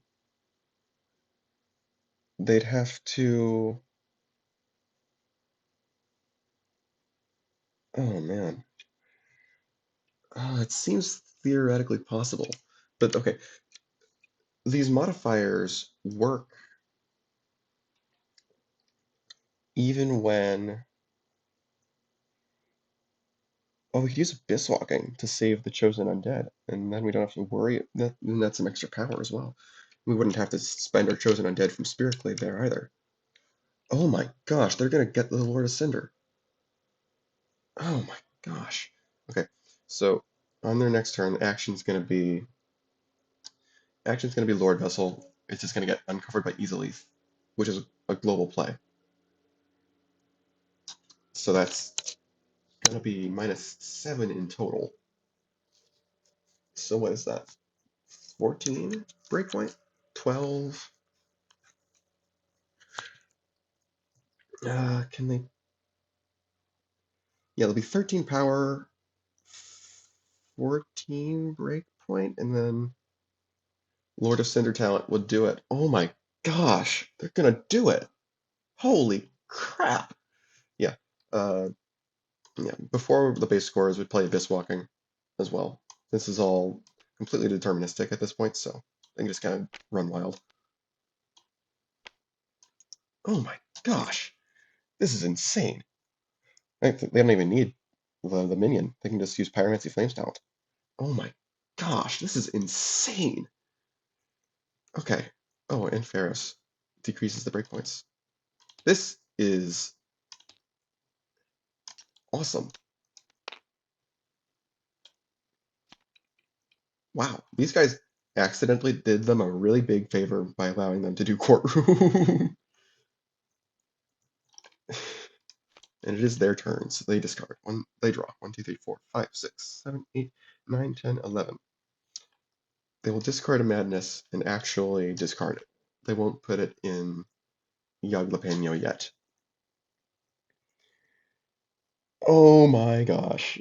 They're about... Oh, yeah. Okay. Did forget about Encathulata going away. But I think it's actually still okay. Oh my gosh. They're about to play and destroy the Lord of Cinder. So we play Lord Vessel as our normal minion, or our normal action, excuse me. It gets buried. Easily will uncover one of our buried cards and place it in the box. Place 3 -1 breakpoint counters on its base. It's down by 3. When we uncover this, place a minion in our discard pile in the box. There's no linked action, but that's okay. Decrease the breakpoint by 4. This goes away. We can play the freaking Lord of Cinder because we've got 4 more minions of printed power 4 in the box. Look at them. Lovely. And then we've got the talent. Do we have a standard action we want to play? No. And that's a normal minion, but we can do talent to play a minion power 2 or less on top of our deck onto any base. Chosen Undead, sure. Not going to need those anymore. Oh my gosh. This is insane. This is absolutely insane.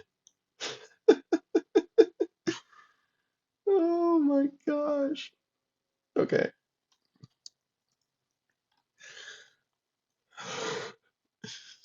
And then we'll do Pyromancy Flame, Talent.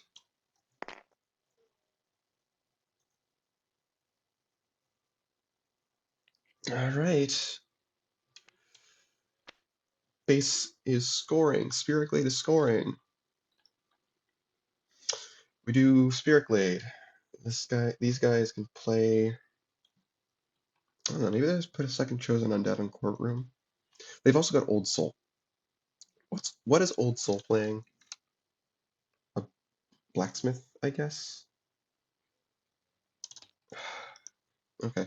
From the perspective of winning with Great Lord Greatsword, like we gotta go for this. Like you have to. Like you are legally obligated to go for this.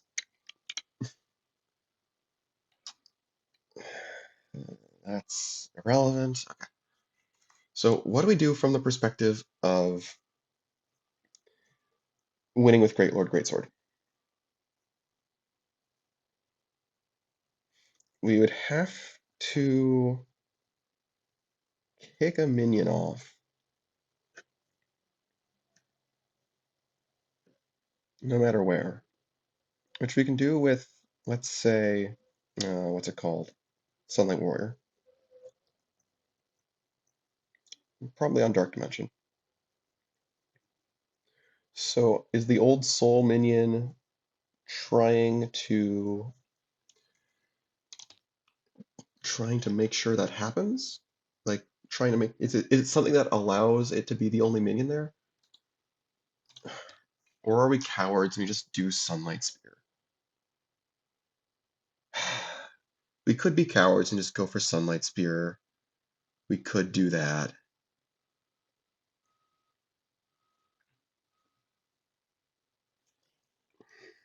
We could be cowards.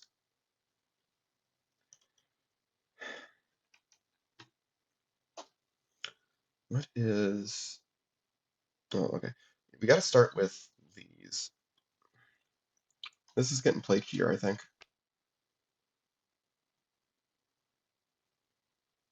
Unless we try and do this stuff on Courtroom? No, no, surely not. Right? No.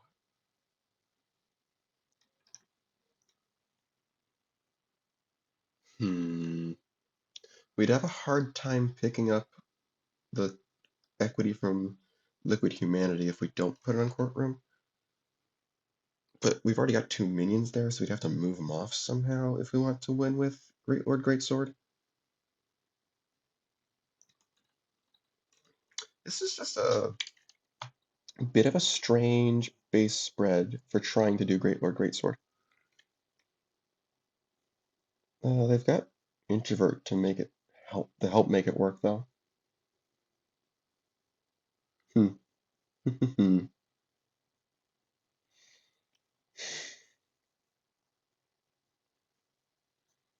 I think we put a Chosen Undead on Dark Dimension, get presence there while we can. Even if I think we're gonna move the equity over to Courtroom.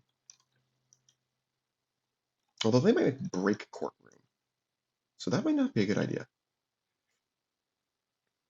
Do we have second Impatient? We use both Impatience, which would be another way for Introvert to move away and score something else. Yeah, I think we move everything over to Dark Dimension, actually. I think it's a little too risky to try and put Liquid Humanity stuff over on Courtroom. Although I do think we put 2 minis there with Old Soul. Blacksmith. Yeah, put a blacksmith there. Or put Voodoo Doll there. Also an option.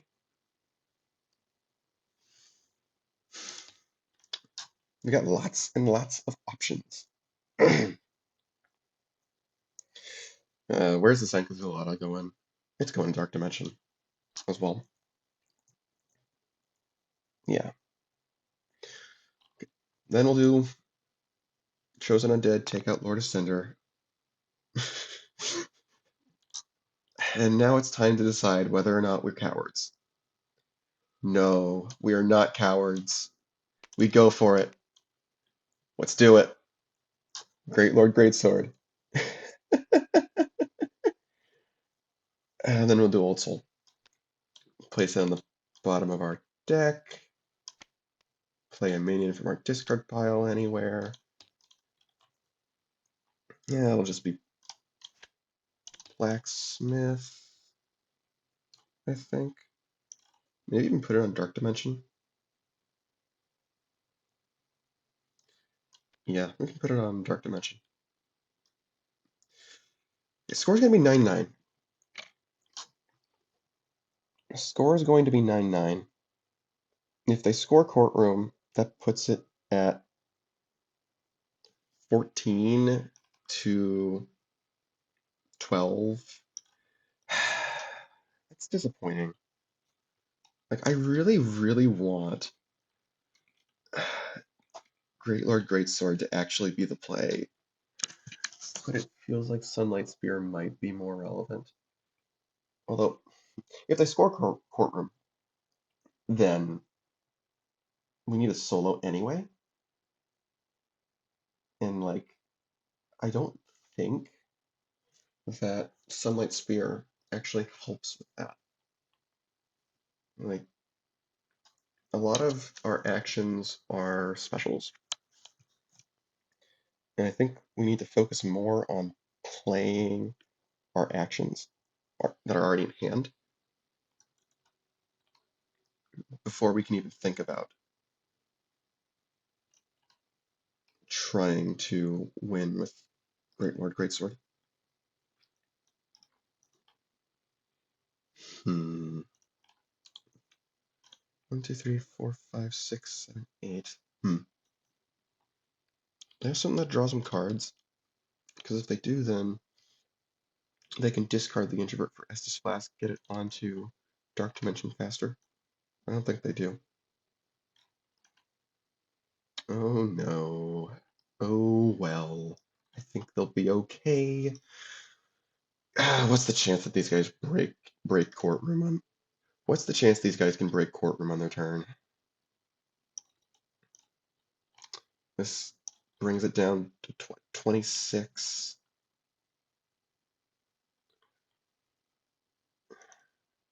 It's starting at -2, +1, 31. -4 is 27. Minus another 6 is 21.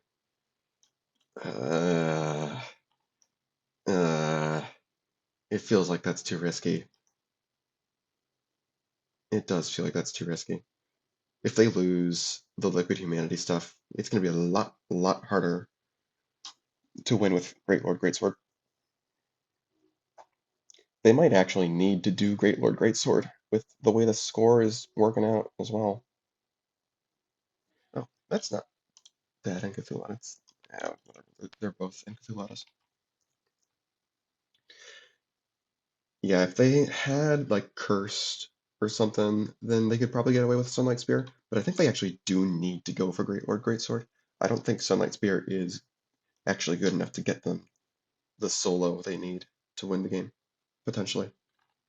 And I think they leave as little power as possible on Courtroom, which means they'll play something else. They'll play the Blacksmith onto Dark Dimension. Yeah. Lots of thoughts, but there we go. All right. All right. Then we do Liquid Humanity. When the Chosen Undead goes to the discard pile. Grab the power counters, grab the actions.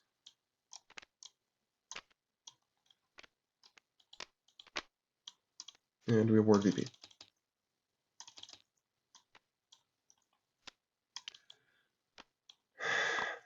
Yeah, these guys don't have any specials. Marketplace? Huh. Okay. Off. Okay. Yeah. Okay. What can these guys do? This goes down to 31. Right? Nothing's presented except for this. It's +3. Yeah. +3 -2. 31. Alright. Can they do it? 1, 2, 3, 4. Boxed 8 cards. If they can break Courtroom, then they actually have a good shot, even with Great Lord, Great Sword, looming large.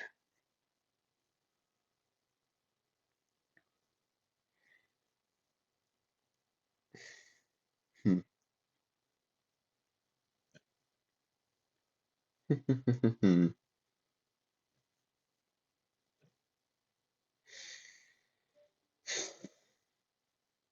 Hmm.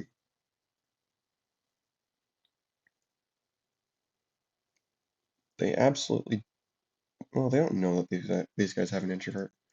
I think they'll try to not do it without Courtroom. They already did see that making them discard turned out to be disastrous, so they might try to not do that. Let's see. Dash of Mad.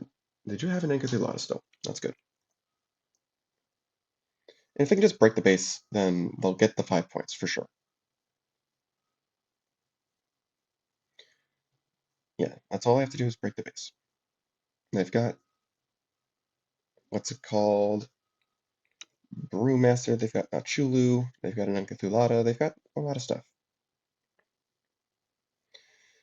Alright, if we play, alright, right now this goes down to 21. Do we have any madness in our discard pile? Yeah, we have one. We specifically left one in there. Dash of Madness makes it 20.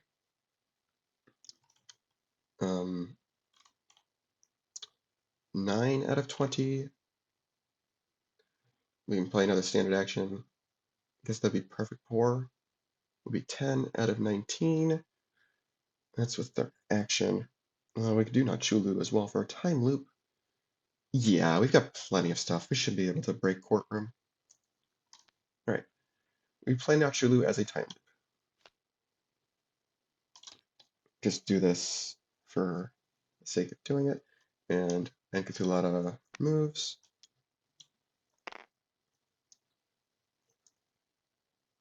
Play Dash of Madness. That gets stored.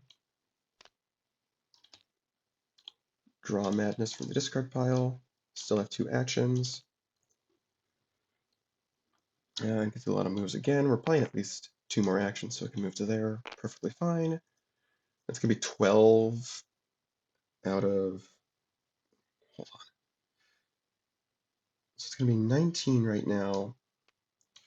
So it's actually, yeah, let's do this as let's count this down so we actually have a good idea of what's going on. We're playing a Perfect Pour, I think. What stuff's in our discard pile that wants to get boxed? Cheers. Cheers would give us an additional 3 power. That'll be 3, 6, 7, 17 out of 18. No. That would be 19 and 19. We don't even need our recommended. So it's actually going to move to Dark Dimension this time. And we don't need that second action. We can use that second action for whatever we want. Yogg-Monero, I guess. Okay, we play Perfect Pour. We box Cheers and, I don't know, Encathulata. Give somebody 3 power counters. Cheers gives somebody 3 power. I'll spread this out just in case. It's a standard action, so it can get stored. Down to 18. This moves over and gains another 1.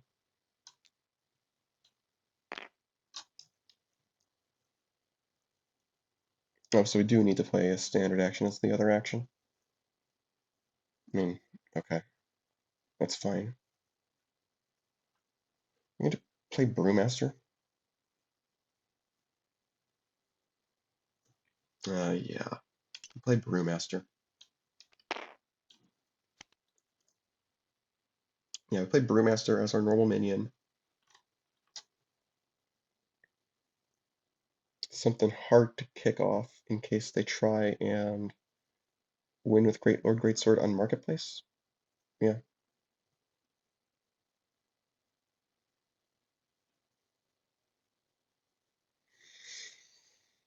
Yeah. Play Brewmaster as our normal minion.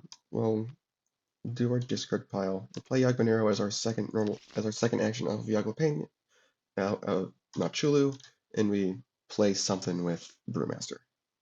How many cards are we at for box? Not quite at 12. We need to get to 12 to win the game with Fine Wine.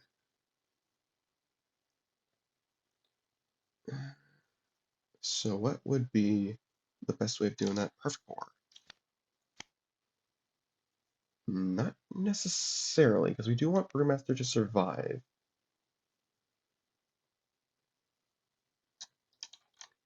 We do want Brewmaster to survive. So what's the best standard action to play? I guess just Terrortilla? No. We've already got both the Yogs.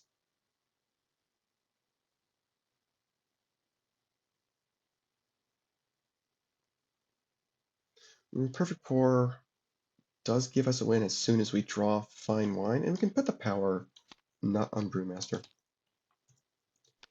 Brewmaster box to 2 Madness.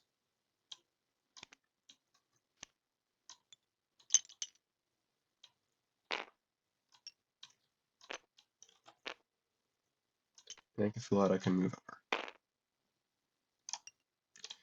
over. And we discard all of the stuff with Yogg-the-Painted Actuators the big point. Okay, they'll win next turn, assuming Brewmaster stays. Yeah, even after all that, they still might not win. Alright. This can get taken out, but it's not nearly enough. Alright, so that's boom, and 1, 2, 3, 4, 5. Alright. Endgame will get stored by Yagbanero.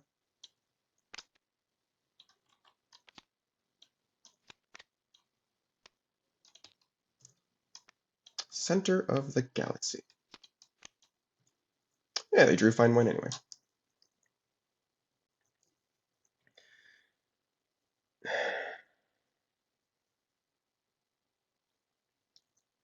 Alright. Obviously, these guys can tell that they need to take care of Brewmaster this turn or else the game ends. Or they can try and solo Dark Dimension, I suppose. Yeah, they can try to solo Dark Dimension. Yeah, that would win the game as well. Just barely. They could theoretically use Great Lord Greatsword in service of that.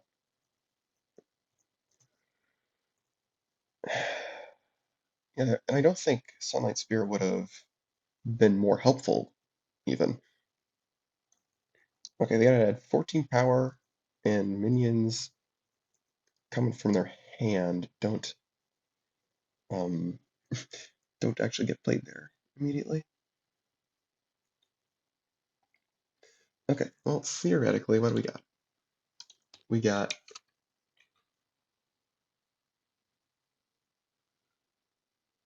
A chosen undead or a voodoo doll kid off of Estus Flask as our normal action. That would be what? Yeah, easily it can still do that. Oh, and the breakpoints are down because of what's it called? Uh, Pharos, the Colossus being in the discard pile. That should not be. Where is Pharos? Where did I put him? Well, in any case, breakpoints are down by one because there's a Colossus in the Colossus discard pile, wherever that happens to be. I don't know where Pharos went.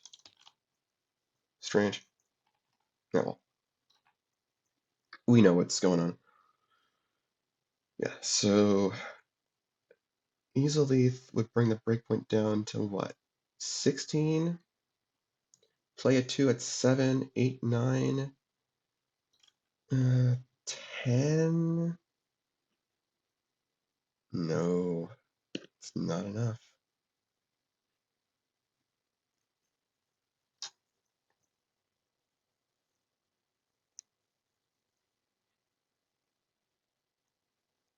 Yeah, after all that, they're just going to lose.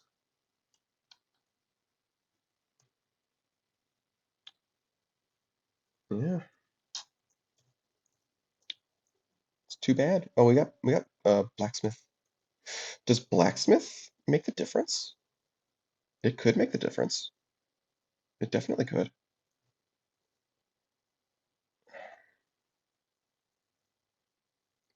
Hold on. How do we get a minion onto Dark Dimension?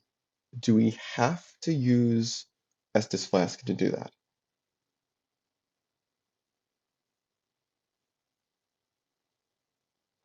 Normal minion.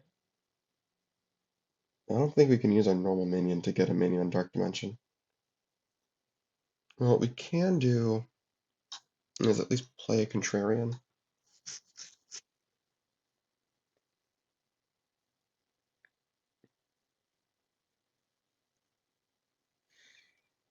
Yeah, looks like we have to use Estus Flask in order to actually cash in Liquid Humanity equity.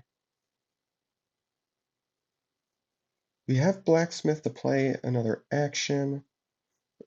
15 breakpoint, 7, 8, 9. Let's say 10 power from Pyromancy Flame. We don't have any standard actions, so it's 15. We need an action off of Blacksmith that can add 5. We don't have that. Best we got is either Great Lord Greatsword or Grave Lord Sword or off with Contrarian.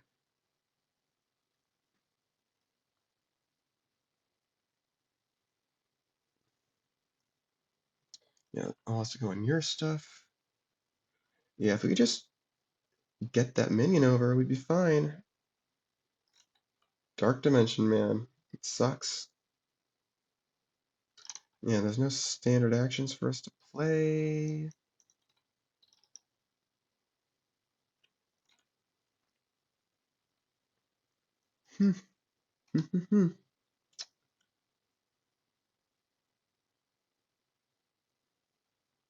Should they have been cowards and taken Sunlight Spear? I don't know. It's actually not guaranteed that that's correct because then we can't get a minion on Dark Dimension at all, which means we can't cash out Liquid Humanity.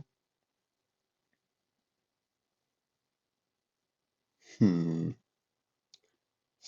Theoretically, if we didn't play Estus Flask as our normal action, what would we do instead?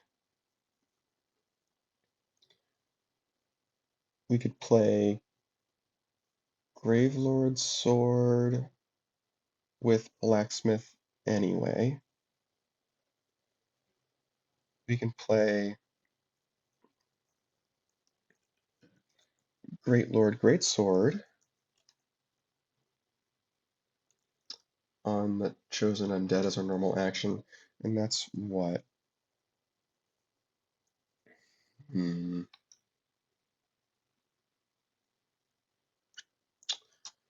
Yeah, unfortunately, placing a 2 on Dark Dimension doesn't let us cash in Liquid Humanity. And also this line doesn't let us use Easily, which is kind of important. Well, let's see. Even if we try and do that, that's what? This is 3 for 8. This brings it down to 7. That brings it up to 10. No, I really don't see it. If there's something there, I'm not seeing it. Sunlight Warrior instead. Okay, is there anything they can do? Estus. The only starting lines I can see are Estus Flask. Or that is the only starting line I can see.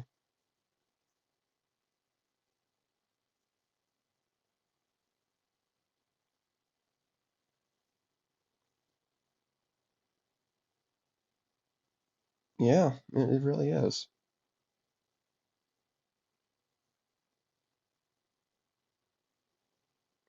Yeah. Hmm.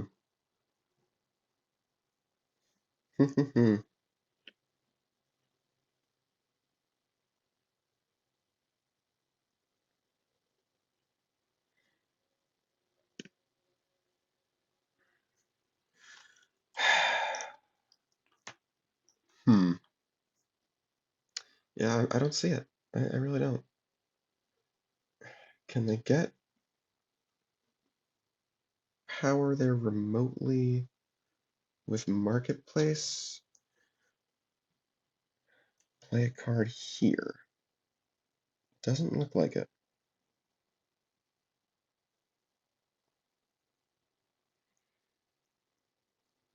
Well, I think I see a way for them to at least take care of Brewmaster, so they should do that if they can. It at least maximizes the chances they have of not losing immediately to Fine Wine. Takes it down from 100% to not 100%. We can obviously see it's in their hand, but these guys don't know that. And I'm just gonna try for a little bit longer to math out Dark Dimension.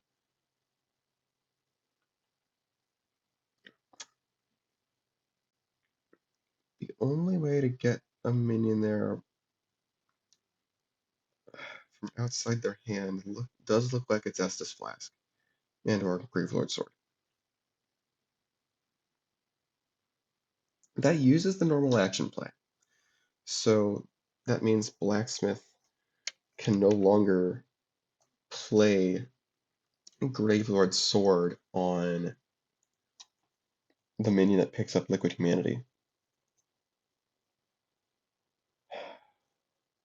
It'll be 16, 16 breakpoint, 7, 9 power.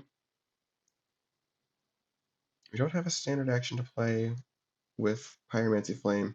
If we had Sunlight Spear, it could be that, I guess. With Would they anticipate the situation and pick up Sunlight Spear? I suppose is the next question. Like, obviously, I picked up Great Lord Greatsword because it's cool, but I don't know if it's actually correct. Oh man.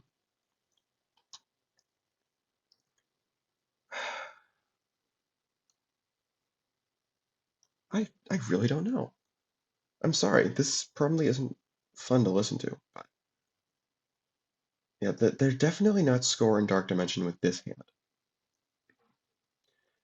They have more of a shot with Sunlight Spear instead of Great Lord Greatsword, but the thing against Sunlight Spear is off of Spirit Glade, they know Enkathulata is on Dark Dimension. They might be able to anticipate needing the Enkathulata to score a Courtroom, which means that they wouldn't have many minions here, but they wouldn't anticipate necessarily getting enough stuff boxed to make Fine Wine a victory, because they started with, what, 8 cards boxed? Like, I think it takes some serious forethought to think, oh, they're going to get enough cards for Fine Wine to be a victory. On the other hand, Sunlight Spear is definitely a better action from the perspective of winning the game normally. And if they do anticipate the score being 12 to 14, then it's entirely plausible that they figure they need to win anyway instead of going for the ultimate win.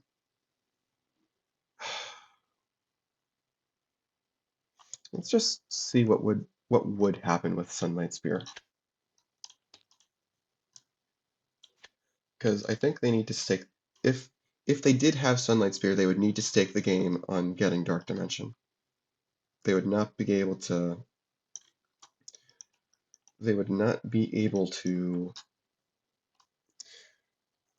not do that. They would not be able to try and stall with Brewmaster like that. That just feels like it's opening them up to a loss off of Fine Wine. So what would they shuffle in with Sunlight Spear? Because they can play this with Pyromancy Flame. They would shuffle in Abyss Walking.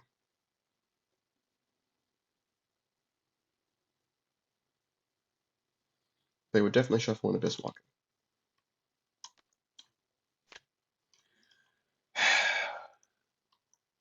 Yeah.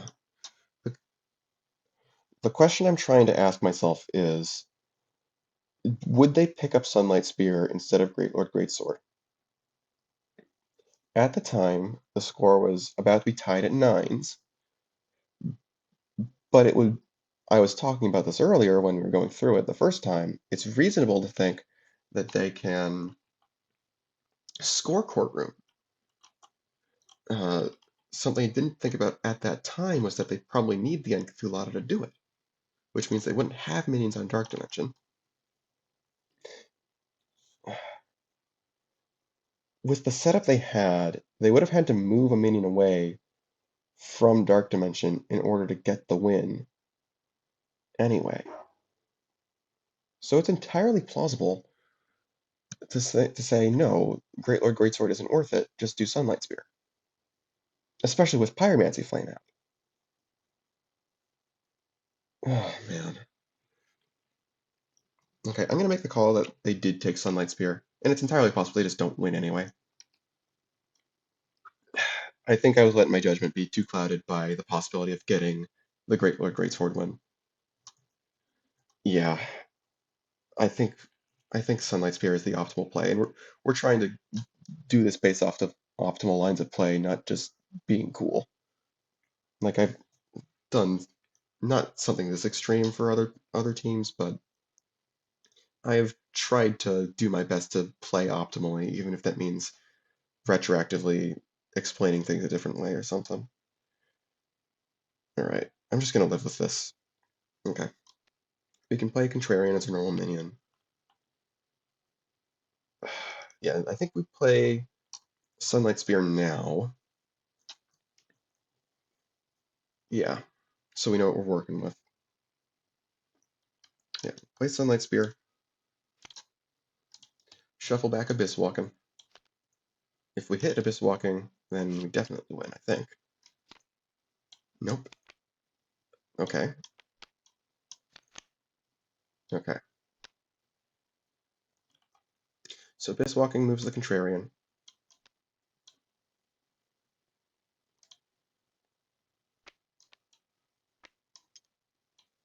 We'll put Off-Putting on the Blacksmith, I guess. Okay. This goes here. Okay. Now, normal action is Estus Flask. Gets buried and uncovered by Easily the Catalyst. We play minion power 2 or less on Dark Dimension from our discard pile. Which will be Chosen Undead. Chosen Undead steals the Liquid Humanity stuff.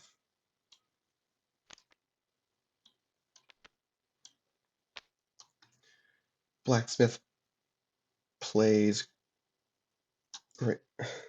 Is it still not enough? I guess it's still not enough, huh? Oh no, it is enough. Yeah. Blacksmith just plays off, and then the Contrarian flips it for +3.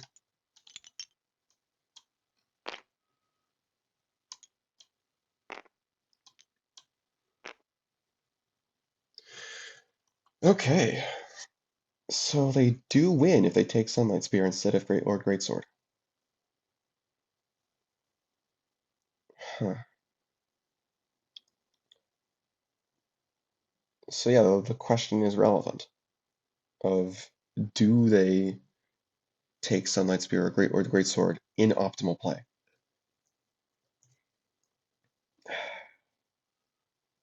I think there are a lot of circumstances that align with yes, Sunlight Spear is better than Great Lord Greatsword.